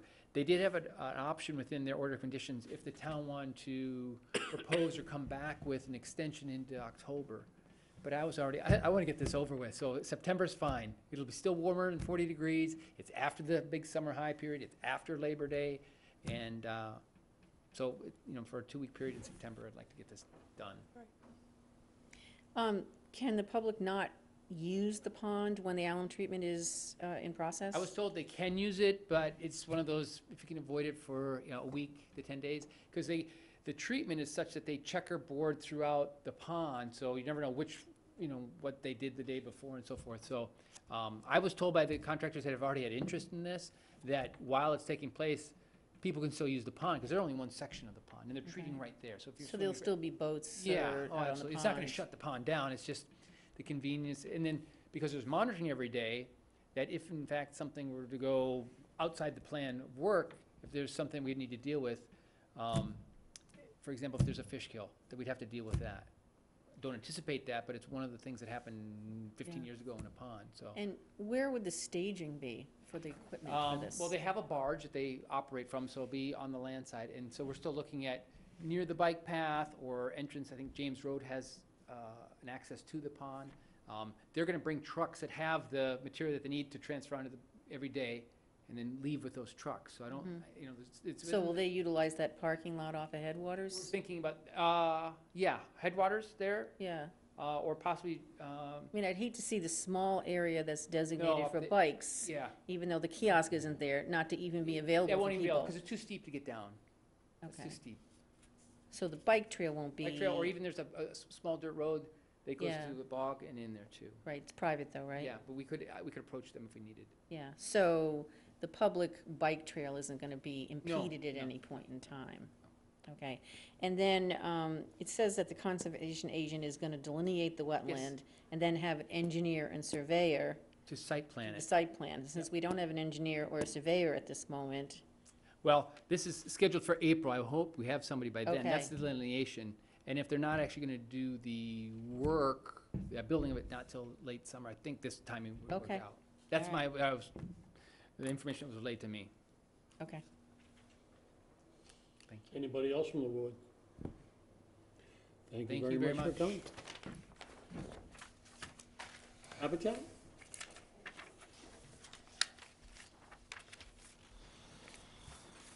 Sorry, this is taking so Oh, long. that's okay. I'm Beth Wade. I'm the Land Acquisition and Permitting Manager, and so I'm here to represent this Article 53, 2018, and to report a little bit. I wanted to let you know that when I was reviewing this report this morning, I realized there was an error in it. So the copy I brought does not contain the error that was emailed to you, and I'll email you the copy as well. Great. Okay?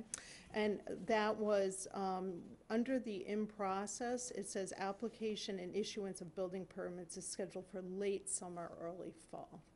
And it was much earlier, and that was incorrect. So I wanted to just let you know, things are moving. A lot of it has been conversational. I've been a part of the conversations with regard to this project since I joined Habitat last June. The project's contingent on the abutter doing some preliminary work, and he had a delay over the summer. So we had hoped that we would be able to get some things underway, like in March, as soon as the last bit of the pole was cut down and removed, which it was in February. But it looks like after a conversation last week, everything is on track. Permits have been secured for the septic tanks for the adjacent property, and that will be moving ahead last week of April, beginning of May on his part, starting the process. And then subsequently, what we will do, and the plan is that we'll start the site work, you know, probably late May, and mid-May to late May, early June. That's where we're at right now. And that's for the infrastructure. Comments from the board? Chris? No, nothing. We can come back. Bob? Nothing. Mary? I'm just glad to see that the utility pole is finally relocated. That was a long time coming, so. It went down Progress. incrementally. It was very interesting. That's progress. Kathy? So no funds have been expended yet? No, I asked Vicki that question today, Kathy, in preparation. There were some funds expended, and they were utilized from a flex fund that Habitat has, because we had to pay Eversource apparently prior to these funds being available to get the engineering going. And knowing it would take a while to get the pole out of the way and such, they felt they needed to do that. So no, but we do anticipate expenditures again by mid-May. Yeah. And so it would be invoiced prior to the close of this fiscal year. And just a quick question. Sure. In process, under Yeah. Habitat, where it Yeah. says that early spring timing would keep us on track with projected timeline for wall raising Yes. in September 2020 and sales in October 2021. When you say sales, you mean the closing of the homes, or? The property, so the Habitat owners purchased the properties at an affordable rate. Right. So it would be the closing on those. The closing of them, Correct. but they will be identified by whatever So they- lottery or whatever you use Correct. prior to that. Yeah, because that Correct, would so say that- all Right. means. Yes, Yes, that's what I Context didn't of that. understand that, yeah. Yeah. Poor word Okay. usage probably, but, so they are chosen prior to the wall raising. Okay, that's what I because thought. That's what I part- didn't understand. Yeah, part of it, as you Yeah. know, Sorry. they participate Yes. in the build. Yes, So, just wanted to. yeah. We'll change that.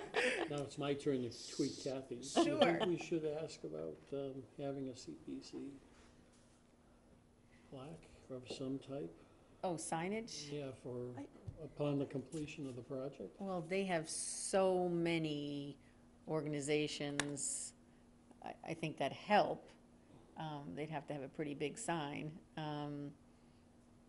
I don't know, they usually do, I mean, they do, That's I a- have to. that Habitat's It's a a good big- question, no, I understand that, I'm just saying that, everything that I read from Habitat, every newsletter or thing that I read, lists all of their supporters very often. in everything that they do. So it is out there. Do you know if there was anything that was posted at the Oak Street Extension? You know, I don't know, Kathy. I know that during the build, there's typically a project sign, and so CPC funds would be displayed on that project sign. And so and having seen that in other towns, there's Exactly. certainly no Yeah. reason that Harwich wouldn't be. So my presumption is that probably. And I don't know, was- is it Gomes Way? Gomes Way? Gomes Way. Gomes Way, is there anything there, do you know? I haven't been I in there in a don't- while. I don't know that there is after. Okay, the because they build don't is really want to finished. identify I totally get Yeah. that. There's this thing about not identifying, Right. like, Blending into the neighborhood. project areas for obvious reasons. So I think that's a question we can discuss further. Okay. Sure. I get Yeah, that, Yeah, now that I'm thinking about it. sure. That was your question. Yes, it was. He just blamed you, that's all. That's, anybody else from the board?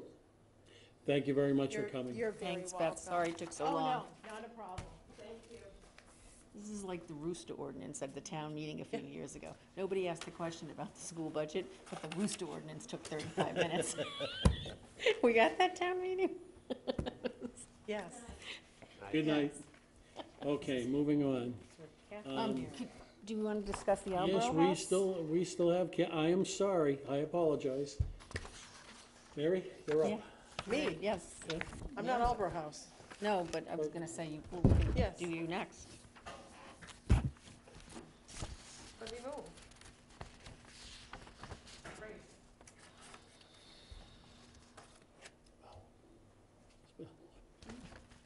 So I did present you all with letters. Mary Maslowski, and my role as Chair of HDHC. We have not had movement on the $20,000. Just for a timeline, before I came on to the HDHC, there was money that dated back to, say, 2004, I think, if I recall correctly, for the 100-year list. Yeah, 6, I think it was, but yeah. The 2016 money for additional work on the list was actually granted before the full list was, the current list was implemented. So we have since implemented the list, and full disclosure on my part, I took over as chair of HDHC in January of 2017 or February of 2017. And until I reported to CPC on the completion of the list, I didn't realize that there was a second round of funding that was even sitting in an account. We have implemented the updated list with the first round of funding. We have found that with that round of funding, have been a number of properties that I think our consultant erred on the side of caution and put them on the list. We've dealt with them in a one-off situation. We are still trying to figure out the best way to kind of correct that list and fully update it. Bob can tell you that we spoke at our last meeting last month and talked about actually trying to see what we can do ourselves on a volunteer basis and have each of us take X number of older properties, do the deed research to see if they belong or don't belong. And from my perspective, I'd like to see us do that before we hire a consultant to do further updates on the list. We may not need the $20,000, or we may find that the $20,000 is actually best used for a consultant to do deeper questions that we may have. The deed research may be something simple that we can handle. We've probably done 15, I'll ask Bob if you recall. I don't recall. We've probably done 15 or so, if not more, in the year and a half, with owners coming in and saying, you know, Yeah. listen, my property was built in 1940, it's no way is it 1870. And some of them have been very easy to find with, you know, mortgage deeds on a property that dated to 1940. That was the land, and then the land with the house thereon. So what we had discussed is divvying up some of the older properties amongst what I now have as a full board, having us each take a stab at it. In a perfect world, this board would let us do that for the next 6 months and see where we land. You know, it may work, it may not work. The money does date back to 2016 annual town meeting, so. But I do think it was, I don't think we really would have known what further research was needed on the list until we actually implemented it and started having applications coming through. So to that point, you know, I think we're in a better position having started and seeing what the issues come up. We had one at our last meeting, or 2 meetings ago, on Riverside Drive. It was a house that had been completely run out in 2008. It's a house that was, the assessor's property card showed was built in 1930, and we had it on the list as 1912 or 1915. So my goal, from my perspective, is to try and streamline the historic process for the homeowners so that people aren't afraid to come to us and aren't, we're not holding them up longer than we need to.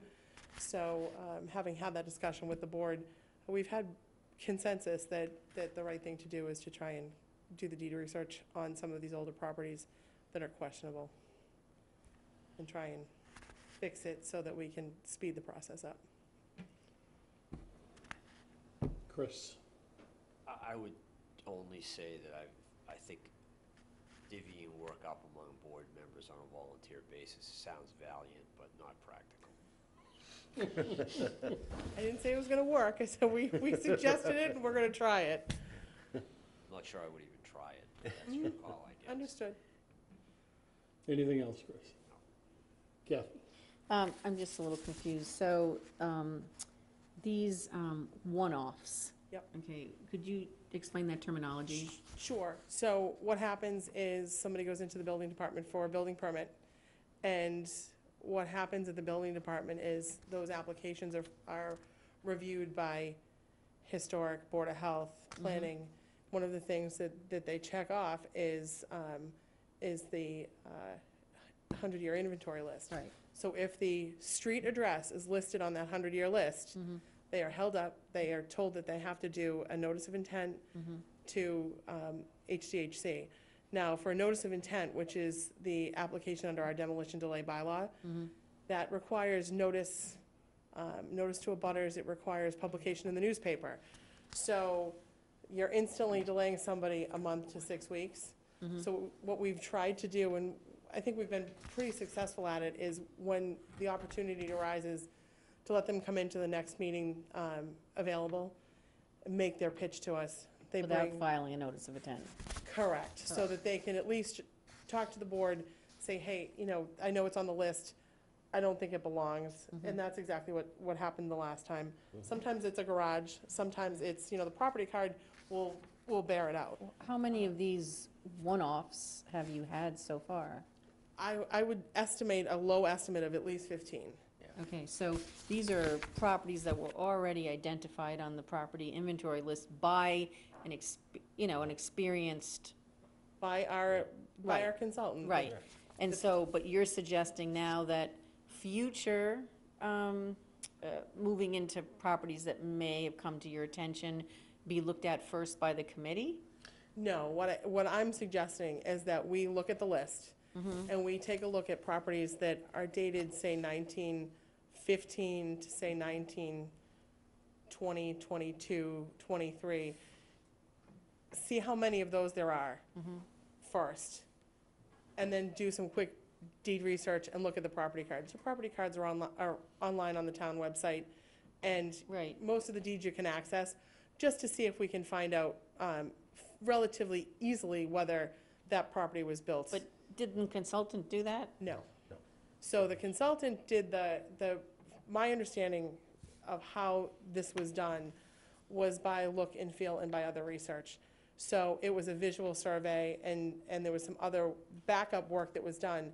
But I asked that question myself when the first few came up, and I was told that no, deed research was not part of the original 100-year list. So, for example, 19 Schoolhouse came before us, It's the house next door to the where the old Sword and Shield was. Right.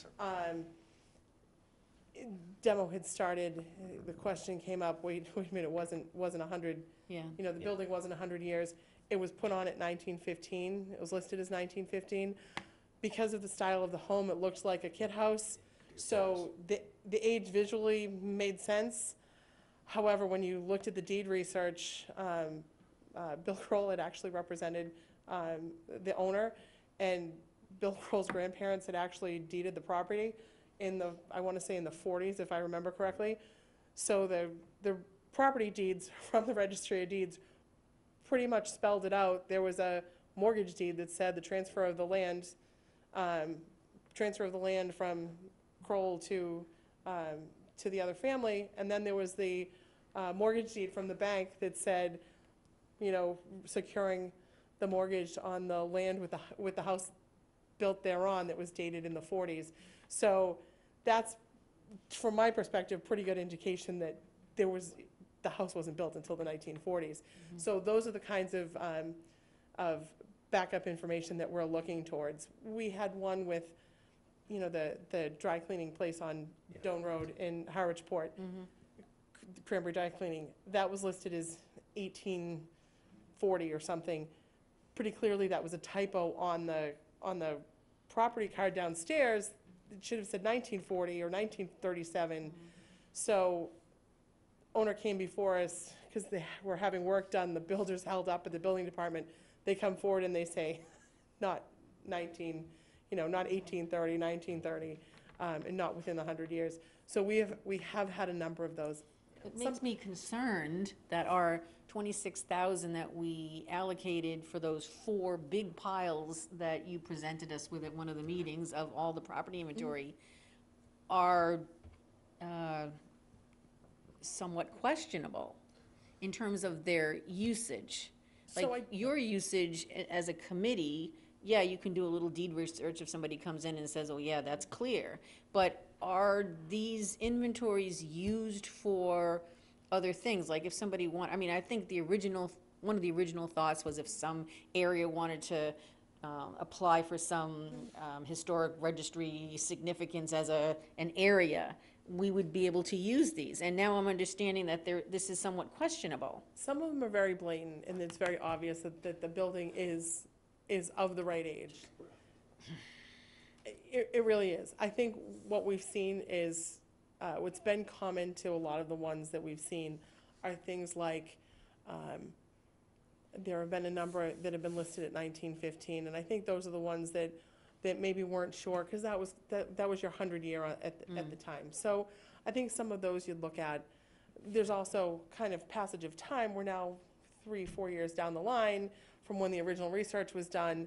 So that's a whole nother group of properties that could be on there. So from my perspective, it's really confirming the ones that are questionable, the ones from the 1700s, the one from the 1800s.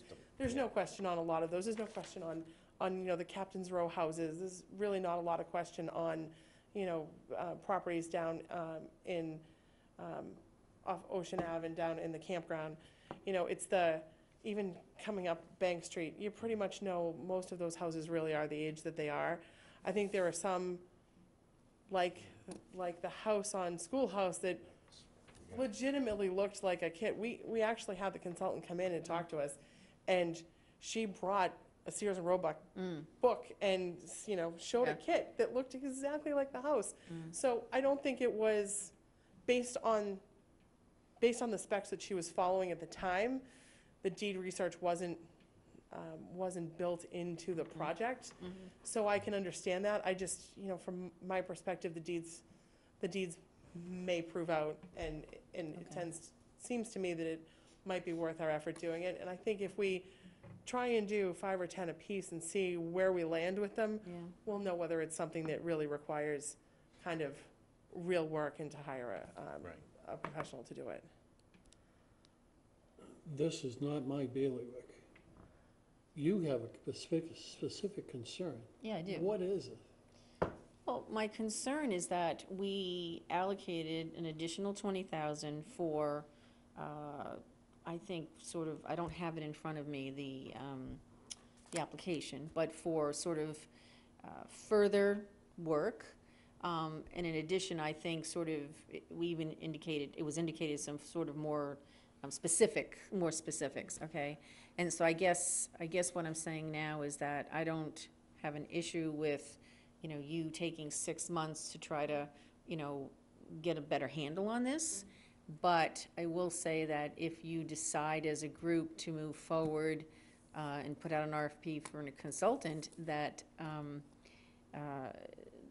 there should be more specifics in terms of exactly what you're looking for, because I think, I'm hearing that we didn't necessarily get what we needed So in then- some cases. So In it's- some There's cases. gonna be a some change of cases. application, then, is what you're saying? Well, I I think it's kind of broad, the application. I don't necessarily, because I think the original intent was to do further research on properties that were on the list. And I think part of the intent was to further focus on areas that had multiple homes in them, kind of to Kathy's point earlier, where, you'd know if that area was a historic area, like a Captain's Row. Right. Like a campground, even a Bank Street. You've got a lot of older Yeah. homes on Bank Street. We've seen a number of applications come in for people raising the buildings to put in new foundations and things of that sort. So I think that original intent is still along the lines of still deciding whether some of these properties belong. And part of it is also, we had one gentleman come in, he admitted his house was over 100 years old, but there was an old garage falling down in the back, and if I remember correctly, someone of the board members looked at it and said, it's got a cinder block foundation under the garage, it's not, the garage isn't of the same era as the house. So we were able at that point to say, yeah, we can take the garage off the list for future reference, it's just if work is being done on the house. So, it's not that I think we didn't get what we were looking for, maybe we got a little too much of what we were looking for, and not that it wasn't all good information, it is all good information. All right, But, so just because let's bring I'm- it back to the application of funding. Right, this application for 20,000.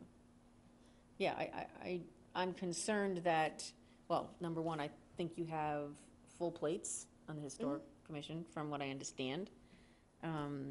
So I'm not really sure the individual, I mean, that's a great thought, I'm not sure that it'll accomplish what you want to accomplish. Like, you might do 10, but somebody else might not do any. But was I thrown guess out the at the last question meeting.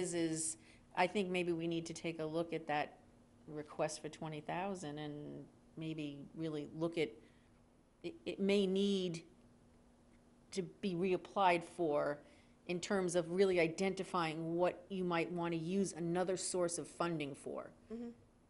That's just a suggestion. Chris. The approved funding, the total is more than 20,000. is it No, not? this article we're talking about was for 20,000.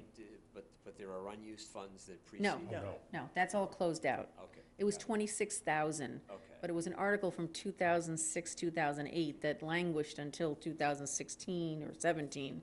There was one consultant that had started the project, had done some work on the project, Then there was, And there was disappeared none. for some reason, not sure what happened, then there was none.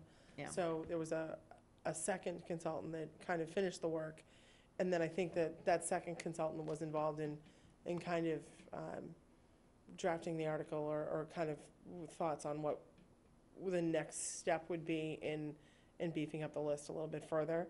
And again, it was news to me when I Well, sat at the I meeting, just so. think, it all comes down to consistency now. Agreed. yeah, I'm just saying, I think that you probably have a lot of new members than you did several years ago, and I think that, we don't want to see the funds languishing or maybe not being used appropriately just because you have them. I would like to see a concentrated effort as to really thinking about what your needs are. And if the 20,000 doesn't fall into those needs, then, a reapplication. I mean, I would still like to have the opportunity for us to take a look at kind of, as I said, maybe the 1910, 1913 through, say, 1925, and get a sense of how many are actually on that list, and see if what those numbers look like. And like I said, it may be something we can do in one-offs, and I appreciate the, you know, the thoughts that it may not happen. But I don't know that until we do that, we'll be able to figure out what the best next step is. Yeah, and It You know, comes and down I'm to, again, it's timeframe. I understand that, but what I would suggest is if we know that You've got information, 31 days right now. my suggestion is I know, I that crank if it up. you go right ahead, if we come back, once we kind of have a chance to look at some of this, I'm more than happy to say, we'll come back before we would go further with the next step and see if the board is comfortable saying that it still falls within the application, or that, no, it doesn't fall within the application. And my fellow historic board member is chomping at the bit to say something, so.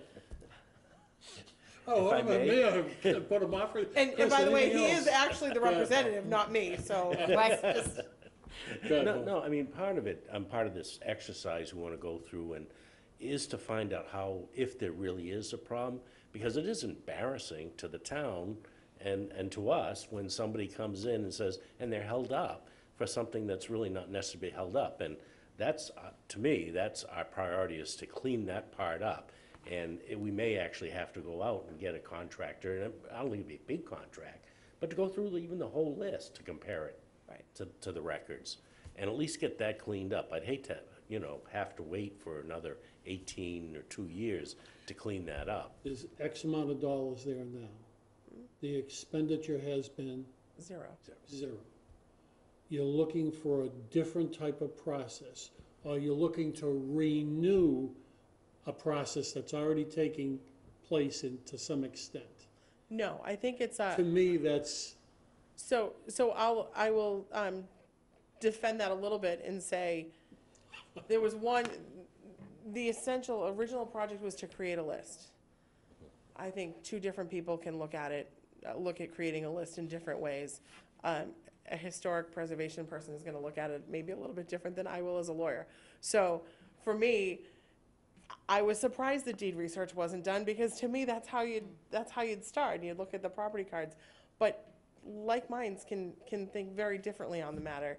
So I think we did get a fantastic 4-volume set of documents with an overabundance of information that is there available not only for our use, but their use. but you're arguing the wrong point. We're not disparaging the information that you have. But my point We're is, looking at a timeline. I understand that. My point is, number one, Why am I if engaging you're in a you're change? asking me, I think the second round of funding may have been a little bit premature, in that we hadn't finished the first round, and there's no way to look at that first list, you didn't even know what you had yet. You hadn't implemented it, you hadn't had any opportunity to see how it was working with the board and with the building department, to even be able to decide what the next best step was. And I think there was an idea, and I think implementation has showed us we have a different issue that's kind of risen its ugly head with, you know, holding up property owners. I don't want to be the bad guy. The Historic Commission already has a bad rap. Nobody ever wants to come before us in the first place. I want ease of use, right? So, no, I want people to have a good experience, and I think we've tried to do our best to people that were being held up. I think we've tried our best and succeeded, I think 99.9% of the time with people, to be able to speed up their process and say, you know what, you're right, you're right, your property didn't belong there, we're gonna vote to remove it, and I'd like to tackle that problem if we can. Well, The And I only think- thing I would like to suggest to you, or request of you, is remember you've sat in the decision-making process on this board for another process that's very similar to what we're discussing now. He's going over my head, I'm No, sorry. he's not. It's right over there, the academy. Yes, That's all I'm asking. Just consider it. I'm hesitant to spend money without knowing what, this is another reason why I think it's not a bad idea to try doing a little deed research without spending some money first, because we'll get a sense as to how easy and how hard it is, and who you actually have to hire and how to fix that problem before we go further. Like I said, I'm happy to not spend any money without coming back to you, and then you can say, yes, take it back, or not. I'm just saying, give us a couple of months to get it started. 30 days. Well, if We you meet had, next if week. you had 2 or 3 months. Yep. To come back to us with a little bit more of a solid, Absolutely. kind of plan. Maybe you'll have a chance to look at that 1910 to 19. Okay, now we're being 20, consistent. okay, and see exactly how many numbers you're talking about, and then whether you really think that it falls under the realm of, you know, your people doing it or consultant doing it, and then also looking at the application that was submitted, again, take a look at it and look at the criteria and see what fits in there, and then come back to us. Absolutely. We have a meeting next week, and one of the things that I was trying to do before our Wednesday meeting is to get 10 properties or so for each of us, so that we can divvy them up and see if we can make some progress on it, and see where we go. It may be easy, it may not be easy.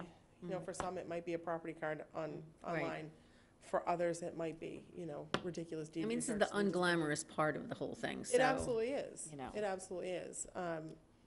If, you know, if it doesn't work, then we may still need a consultant, and it may come under the same terms of the application, and it may not. And I just don't know that until we kind of figure out what the real problem is and what the scope of it is. Well, I'd like to make a motion that a representative from the Historic District or Historic Commission come back to us in 3 months' time and give us an updated report on this particular application.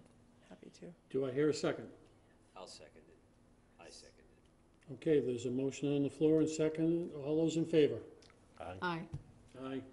Oh, Done. can we not vote because we're not with the quorum, though? Because she You stepped actually out? don't have a quorum without me sitting there. You're right.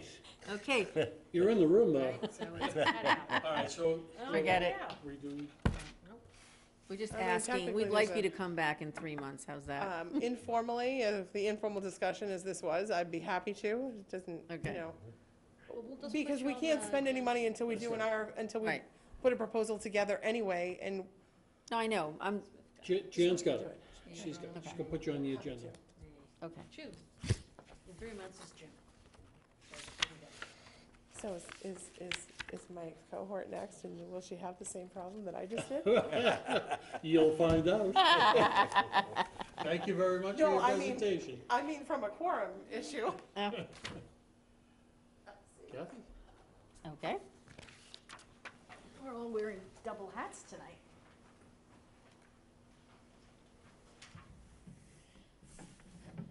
Catherine Green, representing Real Estate and Open Space Committee, speaking on behalf of the 15-acre Cornelius Pond Woodlands Project.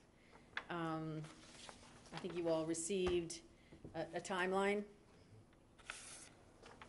Happy to say that they've hit all of the required time commitments, and in addition, they went before the Board of Selectmen in executive session, I believe, recently, and they voted to accept the conservation restriction. So I believe that the project is done. Questions from the board? Bob? Was there an issue on this that you did come up short and someone had to put in some money? Did I read that in the newspaper? No, not all of these particular foundations necessarily contributed. I know the last foundation that contributed helped them reach their goal. Okay. So they Oh, must that- have used private fundraising to Gotcha, I augment think it. that's what it was, okay. Chris? Based on the timeline, you are done, right? So, no questions? Mary? None. I know the purchase has been completed and recorded and all that. Yes. All right. I thought somebody came in to get an article for Well, the recording, purchase and so- sale originally, went to the compact, and then it would have been transferred from the compact upon the completion of the conservation restriction. So that might be in progress right now to the Harwich I Conservation think maybe Trust. that's what it was, because they came in to Yeah, to they get would like a copy holding of the entity. article. All right, then that must have been what it was. I think I it's have no great. questions, so Is that it for the board? Mary, you don't got anything else? No, I don't, I'm fine. What's to ask? You're done. Chris? Actually, I think she should come back in June. And Something tells me Kathy will Thank be you here very much for anyway. your report. Okay. How about the Albro House? Yeah. Next. Who's representing the Albro? They did not show, Charlene could not make it, Yeah. She couldn't make it. That's right. but she did send us a report. I didn't know if we wanted to discuss Go it. ahead. Oh, Don't think I have it. okay, well, in August of 2018, which was 6 months ago, they presented a report regarding the building conditions article for 2,500, and no work had been done yet. And they hoped that was gonna be done by January 2019. And I believe the update was that things are sort of status quo, and that nothing has been done yet, and that they hope to move on that soon. They've not hired anyone for, this is for the, No, I just want to tell Mary. Yeah. This is what, I got it yesterday, and I emailed it to y'all yesterday.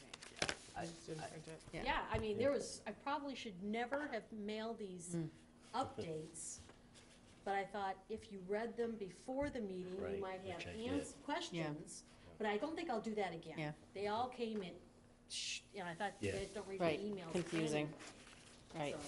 So, Well, first of all, I don't have a problem with you emailing them. I read them as they No, came in. I and did it's- too. and Yeah, I it's- did too. I just and printed them But out. still. I have to refresh my memory on it, but it's helpful to be able to read them in Okay, advance, so that's no then I problem. will. Yeah, I my just started recollection of it, thinking I didn't print it, but my recollection of it is that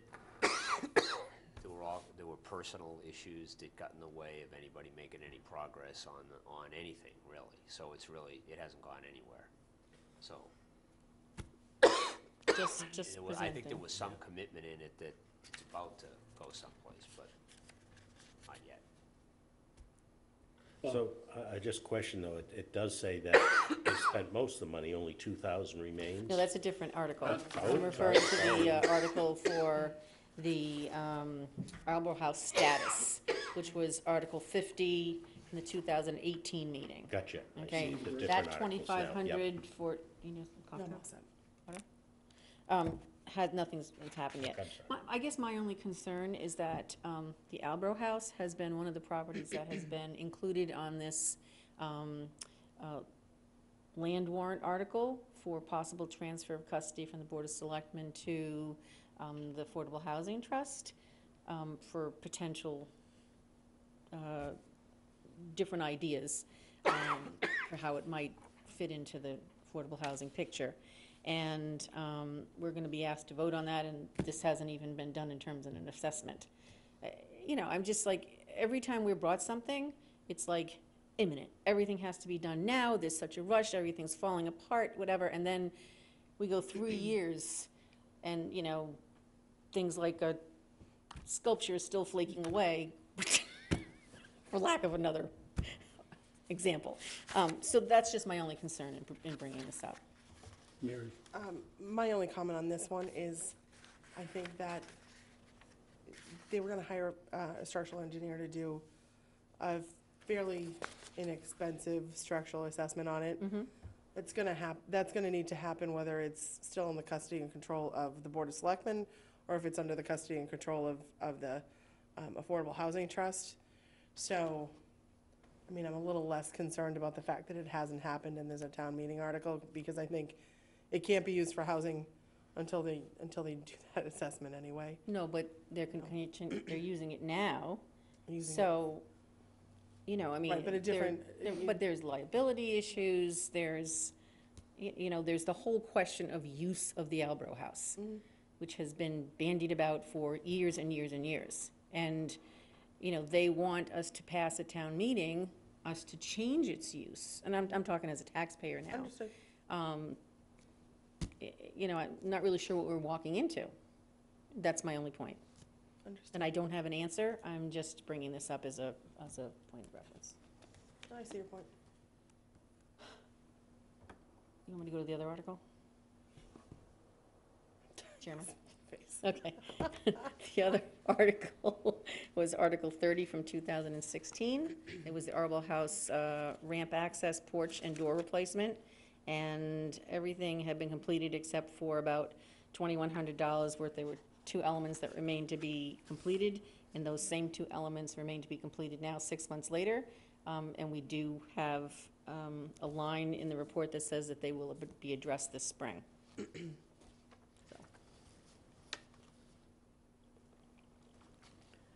I will just say one more thing, Chairman. What the Arbor House has lacked, I believe, is a champion. Is a champion. There hasn't been anyone really championing the Arbor House. There was, David Spitz. Yes, but there hasn't been, and, you know, that's an issue. We have contributed a lot of money to the Arbor House, That's the issue.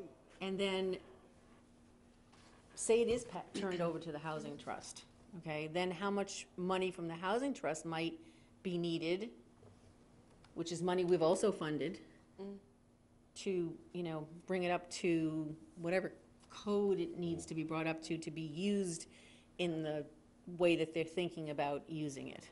Well, housing is obviously a different, you know, True. sorry, Mr. Chair, through you, it is obviously a different whole level of inspection. Yeah, I agree. So, it's a good point. It's a good point. And I do know at this point, I believe Carolyn Carey has been responsible now for getting people in there, and I think it is fully rented now. What is that, like 3? Yeah. No, but there's not that much room in there. No, no. And it has bounced around, I do know that. So, I'd be happy to have Charlene come back, or I don't know if it's, I think it's still a Charlene. Yeah, it is. I mean, I don't know if, you know, I mean, I'm gonna, you know, take the report at its face value, which says that a couple of these things are gonna be addressed this spring, or all of them, and hope that in 6 months they are completed. That's what I'm gonna do. But those are my concerns. Chris? Well, given that there was no opportunity for discussion around it tonight, maybe an invitation for them to appear in person, whoever them is, at a future near-term meeting would be appropriate. We'll put it on the next agenda. I'll invite the town administrator. It was the town planner. It was, the town administrator initially was in control of all the projects for that particular cycle. Now, has he designated? Apparently, but I'd like him here. I want the answers from him. In April? Yeah.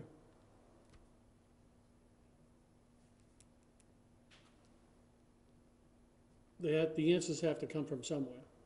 So if the department head's not here, Yeah. he's at the top. Okay. Moving on. That is really, that's really, that report, Wasn't what you wanted. So at this point, going forward, if I get updates, you do want to get them? yeah, request of the members, yes. Okay. I thought it was real easy because I didn't get many. And then all of a sudden, wham, wham, wham, I was like, oh, okay, you guys aren't reading my emails, I'm bombarding you. You did well. Okay. Because Okay, the point of these updates digitally isn't for the committee, it's for the website. To be really honest, that's what Right. it's for. and they have access to it. Yes. Okay. Discussion on the policy of the grant agreements. They're not here tonight, so. All right, what I can say is Throw this. them all away. There was a long meeting for discussion us. Monday night with the Board of Selectmen, either this Monday night or past Monday night. And there was discussion about the revolving funds. And the finance director is gonna provide a report, a quarterly report, to the Board of Selectmen about the revolving funds. I was in with a meeting with Chris, we discussed CPC, and he said, would the quarterly reports that we're giving to the Board of Selectmen, would that help this board? And I said, yes. Now, Wendy sends me monthly reports from Munis. I've learned to decipher the information. Would you folks want quarterly reports in an Excel spreadsheet for CPC only? Would that help you? What would the reports, The amount, the times, amounts, articles, expenditures, balances. It's pretty in-depth, and it gives you present-time information. yeah, I wouldn't mind getting that. Is it giving you encumbered funds and, You'll like see committed it all. versus, committed and expended?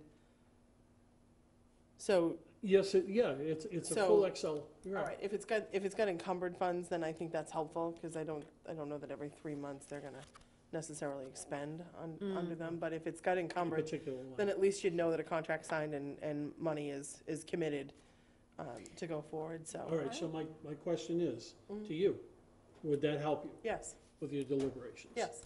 You sure it has encumbered funds, though? I mean, she's saying that like an RFP was signed, but it hasn't been expended yet. I'm not Well, sure it if- shows, If an RFP is signed, it goes out, yeah. and they're ordering out a house, they're not doing it in-house anymore. Yeah, that expense is gonna show up on that line. So, And the balance of the account is gonna show up on that line. I understand an expense would, but committed is what you're talking about. so And I'm not typically- sure committed shows up So on the list. typically, from my perspective, I'm not sure if Carol's doing full purchase orders, I would think she is at this point. You would do a purchase order for, kind of a contract, and then you would, every time a contract is signed, you would, so if, for example, you had signed a contract for $20,000 under a $200,000 line item, the $20,000 would be Oh, yeah. encumbered, right? And Right. then, No, I and agree with then- that, but what I'm saying is that, I'm sorry. and then No, expended, no, Is and then that expended is only. the Munis reports that I've seen that Yeah. have come have not showed I'm something not talking about a encumbered. Munis report. But I Okay, think they can alright. export On from an Munis Excel into. spreadsheet, Okay, that's what I see. okay. I think they can export from Munis into an Excel spreadsheet with I mean, additional detail. For example, Right, would there's you a have, lot. would you have wanted to see that $3,150 had been encumbered for the conservator? Yes, because I think you would have known when she had contracted with him, so then you Okay. would have known that it was done in August But versus, I'm not sure that's 3 gonna years show ago. up, because that hasn't been, it's been encumbered by the library, but it hasn't been encumbered by the finance director, because had not gotten an invoice. no, but typically, there's a step when a contract is signed. So usually when a contract is signed, that's when the funds get encumbered. Okay. I mean, I'm happy to follow up with Okay. Carol or have David follow up with Okay. Carol. But typically, you would do that when a contract is signed as part of the contract process. Scroll down, that's the Munis sheet I get, It's so that you can't overextend your line but item. I also get an Excel. I've not seen encumbrances before, but I see them on here. Right. But an encumbrance would be something that's been actually signed but hasn't been distributed yet. And what I'm saying, though, is that, let's just use the word committed, Yep. might hold, I'm not sure it's gonna give us the total picture Let's ask. necessarily. I'm not sure, It may not. Yeah. I just, if it had a date associated with it, to Yeah. me, that Yeah, would they're give all, you- they're all dated. it would be, it would they're all give you a little timestamped. more. okay. Yeah. I'm not a mean, math person. if they can do I'm it, not an they- accounting person, so I'm gonna let that go. If they can It's do right it, great. here. If they can't, I'm not gonna. I Live see it. Munis, Yep. it's the date, the time, et cetera, et cetera. All right, It's all here. all right, fine. So would you like it? Yes, I Not would. this in an Excel form. Sure, Okay. All right, love it. made it through. Wow. So, we want it. Yes. When would be the next quarterly report? What do you got? She just sent me this 3/14, so it'll be 4/14. Can That the would be a committee No, have no, it? no, no. This is what I get every month, I don't want that. so June. I have to June. ask her when June. she's June. gonna, yeah, because it has to go. She's for- in 6:30. March. Right. All right, Yeah, so we'll see it in It's the end of the June. fiscal year. Right. What does that got to do with grant agreements? I don't know how we got off on that subject. Oh, I honestly Kathy, you're don't not keeping remember in now. focus I got tonight. so frustrated with, Oh my God, all I'm right, the tired. grant agreement, yes, it has everything to do with Okay. grant agreements. Okay.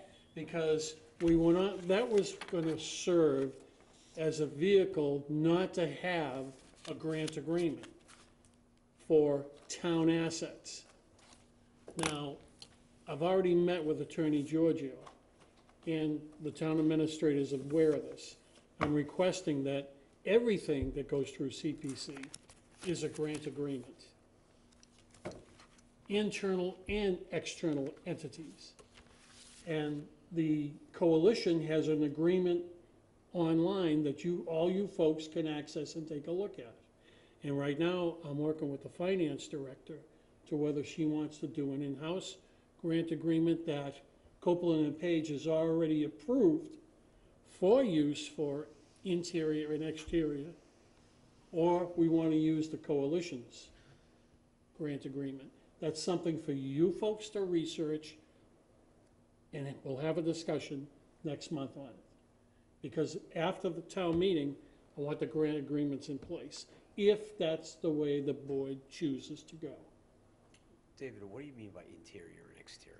So, There's a lot of the things in the past couple of warrants have come from within the town, entities, departments within the town. Oh, I see. That's what I mean by interior. Okay. Exterior would be Other Habitat for entities, Humanity, yeah. et cetera, et cetera. Okay, I see. CDP.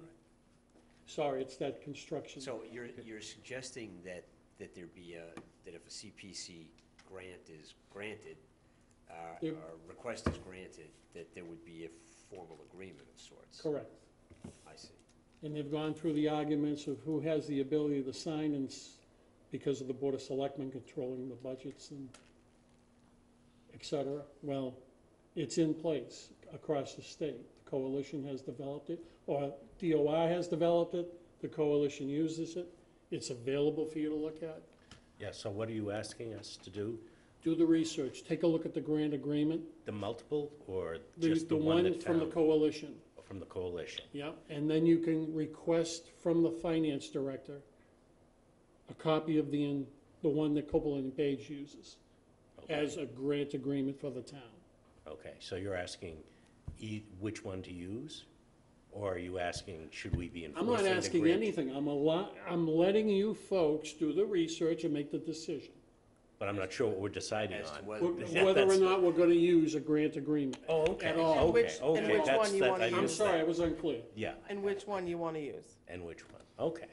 Go ahead. And is this different from the proposed housing trust grant agreement? I mean, are you saying that the coalition has a standard grant agreement Yes. online, and that's Yes. different from their standard housing trust grant agreement? Yes. Okay, you may want them to take a look at the housing grant agreement also. Good point. well, Good point. just to make sure, It's a we're- good thing you're sitting there. At least tonight. She's keeping you focused, David. dawned Yes, she on me. is. Just dawned on him. Just to make sure we're looking at the right agreements, would it be too much to ask if maybe Jan could access the agreements and send them all to us, so we're all Yeah. looking at the same agreement? If she's willing to do that. So I bet it'll be a link I'll send you from the two on the coalition, That's fine. and I'll just fine. ask the town, and I'll scan it and send it. Perfect. Perfect. Done. Perfect. Then Perfect. we're all looking at the same thing. Right. I think I'm seeing it. Okay. Good thing you're sitting there. too. See, good job. Very good. And if you can't Keep get 'em the focused. one from the coalition on the housing, I have a copy of it on my computer. Okay, Thank you, Jan. sure. Thank you, Kathy. Thank you, Kathy. Okay. Thank you, everyone. Old business. I think since John's Do not here, you think we ought to pass on this one tonight? the community preservation Preservation plan? plan discussion? Yes. Yes. Okay, update of the subcommittee. I'll update us very quickly so you can go home. Okay. I met with a printer, a typesetter printer on Monday in West Barnstable, who does a lot of stuff for nonprofits, et cetera, et cetera. This woman has worked in Harwich before. She was impressed with the work we had done so far in the layout and the organization. She is going to be sending me a rough proof tomorrow, okay? I will say that I met with David after our meeting, and David requested that we take out the date of the public hearing and also the dates on the calendar to make it more generic. So I left in, you know, July through October, et cetera, but I took out the specific years. So the tax bill and the No. public hearing dates. No, the tax bill's in there. I We didn't, had dates on that. but the tax bill's just an example. Cool. It's just an What example. was the other thing then? Public hearing and The what public other? hearing. The annual CPC calendar. Yes, ma'am. So. I when- requested whose tax bill it was from the floor, but no one jumped up and said anything. No. Question what? A certain tax bill. Yeah. Yes, he's being, Go ahead, Mary. is there a space on there that we could, stick a label onto them for the ones just for the ones that we use at town meeting to say public hearing coming up? I can check. We could do a label that we can stick on there. Because then if we could stick a label on it, then it might be Yeah, volunteering to okay, stick that's the a labels on. possibility. And too. I'll look to see if we have room and that kind of thing. Yeah, Okay, the other thing is I did add in the Channel 18 info that was requested at the Yeah. meeting, as well as referring people to the town website and the link to CPC to get additional information in terms of how they can participate.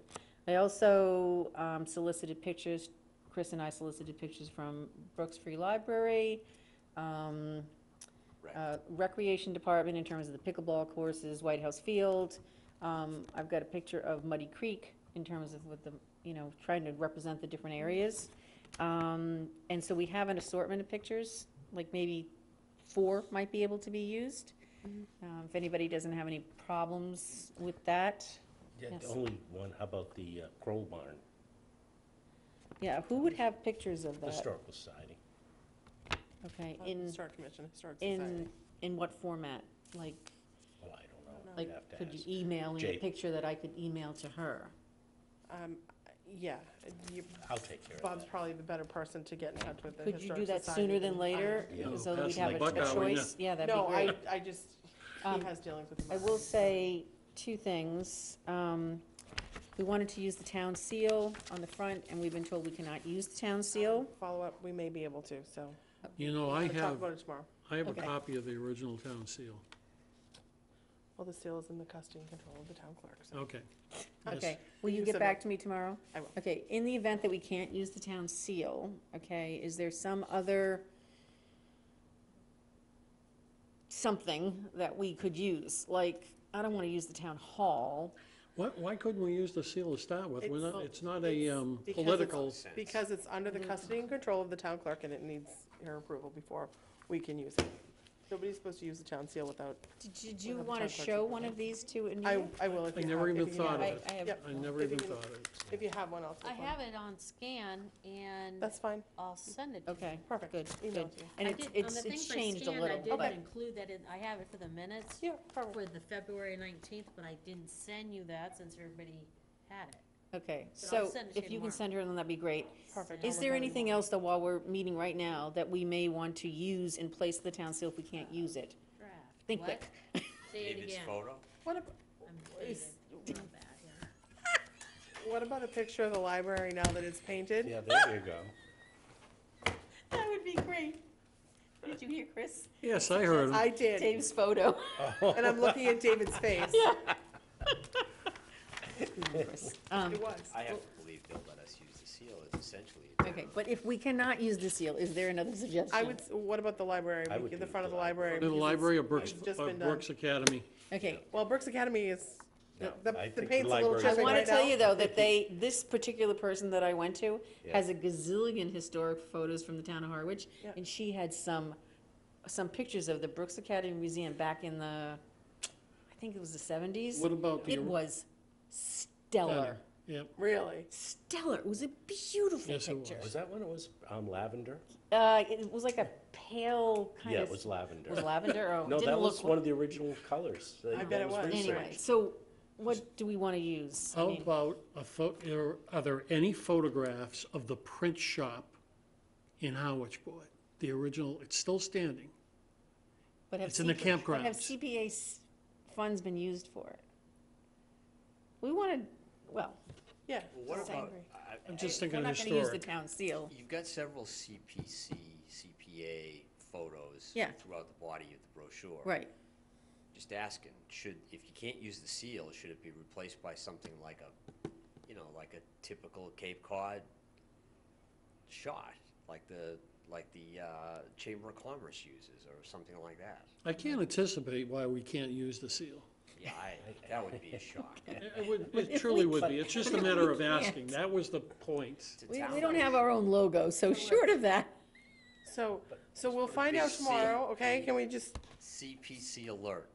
Yeah, okay, if we can use the seal, that would be great. If we can't use the seal, because this is like on the front cover of this, are we gonna just use a picture of, say, the library? I would use the. Yeah, that would make use the sense. library. That's common sense. And do you not want a Absolutely. picture of the library under construction? Do you want a picture of? No, Should be finished. I would no, do the finished finished library. Product.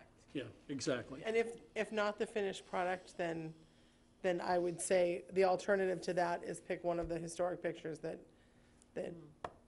She's got finished product photos. I think she sent them. Yeah, but they're not, I mean, Do you have a time frame to the subcommittee? Do you have a time frame? yesterday. for this project, Yeah. I think we're moving along pretty fast. I'm as the way not, I'm things asking go. for a time She frame. just said it's Like at I the said, printer. I'm getting the I got proof it. tomorrow. Simply because it has to be presented. Yes, I to- know that, okay? I'm getting a proof tomorrow, all right? And then when we make corrections to the proof, and then that's proofed, okay, and we've got all of our pictures in order, I will present it to you. And hopefully that will be within the next 2 weeks. You can immediately present it to the town moderator to make sure that it's okay before we do a printing. I'm also getting a cost estimate for digital versus offset printing.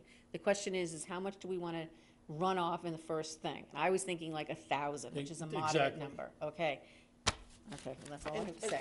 I only meant that you're at the point that it is being printed, so. Yeah. So the final decisions need to happen pretty quick, because it's Sounds at the like, printer. sounds like signed and sealed by the next meeting. By the April Okay. meeting. 31 days, here we go again. And then, once we get this printing done, then we'll have to decide as a committee how we're going to distribute this at town meeting. I'm just saying, putting that on the agenda some other time, like April. Okay. It's gonna be April. You Yep. know, we're running out of time. It will be. Okay. And do you want to present a mock-up to the Board of Selectmen for approval? I know it doesn't have to go to them, but Who does have to approve it, David? Town It's just moderator. the, Town moderator, yeah. Mr. Ford. Yeah. It's his town meeting. It's not the selectmen, it's not the taxpayers, it's his. Oh, okay. It's really to So- the extent of what you can pass out at Right. going into town meeting. right. So Like what. it should be what common flyers and courtesy. those you can pass out. That's Yeah, it. I would have thought that more approvals were necessary, but if that's all we need. Well, I mean, And as a common courtesy, I will give this to the chair once it's complete of a selectman. And okay, so we're not gonna be we're not gonna be submitting it for, changes. No. We're gonna be submitting it as is, and this is, okay, just asking. Okay, Before we Ahead, conclude, go ahead. full speed ahead. I have to ask each one of you to sign this document. And that is that you've taken the exam or you're about to take the exam. this is or just you're acknowledging the acknowledging receipt you're of the, going to this is just acknowledging receipt of the conflict of interest interest. laws. It has to be Updates. done again this year? Yep, Yes, I'm really tired. I did mine, April 1st. I did mine, And I flunk the same questions every year. yeah. Now, Bob was the only one on the historic Take commission her. that is current, so. Oh, yeah? That we have, yes. Real I estate and did open mine. space, 100% participation, done. You're good. Well, we didn't, You have to as talk I to did this mine young and it's lady, got I have nothing 17 to do different with things this. on it. as a committee, I did not receive anything on this. FYI. Usually So that's I on, ask or I get some, I haven't got something for years, and so I go and ask, but I don't ask. Well, don't you have to sign this anyway? No, So I took she this in doesn't have August. to, Yeah, no, She Anita keeps the says that I'm minutes. an employee, Oh, so yes. yeah, I Yeah, do. she I gets did, paid. I Okay. tossed. Need to complete what's it called again? Conflict of interest, ethics training? or- Ethics training, thank you. Ethics training. Sorry, ethics, I'm out. Been watching So in late-night addition to sports. this, you need to know how many people have completed it? Or, because we're gonna have to make sure that we have everybody who's completed Well, it. each, right, but since all but two of us are from another entity Yeah, that we have to report to, that chair should make sure we've True. completed. He's passing the buck. I know. You might wanna just take a I only have to show worry of about, hands. I only have to worry about two. This fellow, this young fellow here. I took it just before I joined. No, you're a selectman's appointee. Yeah.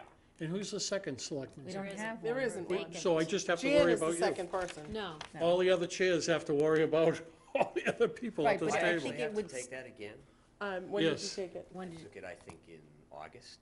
Yes. yes, Yes, you have to take it. January 1. Right. Yes, so municipal employees are required to Thank take you. it every 2 years on the odd year before April 1st. So yes. Okay, I want a raise. But you may want to ask for Stipend, is that what you're asking for? Dave, you are responsible for your own committee, so I would ask for maybe a show of hands to see who has done it within their other I'm committees. responsible for one individual on this board, and that's the selectmen's But committee. there's committees that don't follow through on that, and then we would be Wow. not in, Okay, I'm only teasing. we would not, who I've has done taken it. it? Who has taken it? Mary's taken it? I have not. Okay, hold on, so I've I got have- Get off the Kathy stick and do it. watching you. and Mary have all taken it. My chairman is. I get yelled at. Again, though? No, If you're, it's January? you took it in January? No, I took it before January. Oh, you gotta take it. How earlier in January? I don't think, When I first came on the committee, I couldn't sit. I think you're close. I'll double check it, but I thought, I Okay. know you're okay on Historic Commission because we have it in the file. So I thought you were okay, but I will double check in the morning and I'll email you if you're not. But you I have don't to, even remember how to So take. I'm Now gonna I have to email go back. John and Randy. Don't stop. That's So not I'm gonna going. email The John. Ethics You need- Commission, Please. and you then need a you're raise. looking for the Please. municipal ethics training. All right. Okay, I have something for next And meeting's then agenda select points. board and commission. Not a problem. Full-time. Have at it, girl. Okay, for next meeting's agenda, we need to discuss the public hearing. Yes. Okay, we need to discuss if we're gonna have it, like, sooner than later, and because we're gonna run out of time to do the posting and everything, so I think we need to discuss that in April. Weren't we looking to do that after town Yeah, meeting? in June. But you didn't want me to put that in here, so we have the date. We decided as a committee, June 13th was just Oh, fine, jeez. And- when you and- weren't here Yeah, on that's what I Valentine's Day. figured, that's what I figured. And if I That was a good may, even point, yeah, I I'm got game it. to keep the June 13 date, and so that we don't ruin too many Yeah, flyers for next year, I'm more than happy to stick a sticker on them so that people know it's coming up in June. I think we should, if we hand that flyer out and people actually read it, which I think they will, it would be a good opportunity to publicize. I the agree. date, particularly if it's coming up right after town meeting. Agreed. That being said, I understand you don't want to, maybe if you print them, then you had to reprint them for next year. well, we're gonna Use print them. these without anything, and then we can decide in April if we have a date, and then if we wanna put a label on it, we can. As long think as the great. moderator is okay with that. And Okay. I will speak to you tomorrow. Okay. The other thing is that, are we gonna distribute some of these in the community center? Because I'd like to talk to Carolyn to Yeah. get her permission, or to get from the community center board's permission Yeah, I think once we have our, to you know, distribute them. $1,000 pamphlets, we'll wanna distribute as many as possible, And to, and see how well they were received. what about downtown 28, the Chamber of Commerce? Chamber of Commerce? Absolutely. You should have them, yeah. I'm sure Cindy You will think let that us know. 1,000's gonna be This is enough? gonna be so popular, they're gonna do a mass mailing to every taxpayer in town. Wall Street You- Journal. I'm leaving it alone. But if it is gonna be that widely distributed, That's what how many I'm- people attend town meeting? 500 on the first night if there's a lot of stuff going on, and then maybe So that's half, 150 on the second night if there's nothing going on. that's half the distribution right there. Unless it's a rooster ordinance, in that Then case, he'll show up. if we don't have any marijuana on this year, but the cemetery burial ground, yeah. Remember, folks, we're on tape. I know, I'm just saying, what brings people into the town meeting? Yeah. So the question is, is 1,000 still probably sounds like enough? Yeah, I think it's modest running. I mean, if we, distribute all the pamphlets, we do a lot of town meeting, we run out. Remember, not every couple is gonna each take one, maybe one per couple. Right. I Well, don't know, and- it's a high demand item. Yeah, I know. That's for sure. And once it's typeset, I mean, I Yeah. would expect a lesser cost for the second 1,000 because you're Absolutely. paying for typeset, so. Absolutely. Yeah. This is an attempt at, you know, more information, clearer information, more transparency, everything that everybody has wanted from us, timeframes, et cetera, so. But I will say one more thing and then I'm done. You keep promising that. I know. I was under anesthesia today, so maybe I'm a little loopy. Likely excuse. She's feeling good. I was knocked out. Yeah, we didn't know that at the beginning. No kidding. But Anyway, if we go through with this, we'll need to have the application ready for Yes. July 1st. So I think that that's another agenda item that we should discuss in April, because we only got April, May, and, you know, June, and, you know, so I'm just saying that that's something we also are committing ourselves to. That's all. Right, so this is what we have so far for April. We're gonna discuss That's a lot. the public hearing for June 13th is the public hearing date, how to distribute the informational flyer, grant agreements, the decision has to be made on those. You wanted Chris Clark to come back and give an Albro House update. or And his, application. or his designated. Or his designee, Same diff. That's what you have so far for April. okay? And then in May, we have Ginny coming back. And then in June, we have Mary coming back. Just to kind of get things on the agenda. She got away with one there, huh? Yep. Don't we have to have Kathy repeat her presentation, given that she was under anesthesia? Balance and fair? Is that what we're after now, Now we balance know and she was fair? under anesthesia today. Under the influence. I had to have Chris drive me here tonight, because I wasn't allowed to drive. That's funny, that's good. I'm sorry, Kathy. That's- That's no fun. It's really not. It was fun, I was knocked out. Question I have for all of you.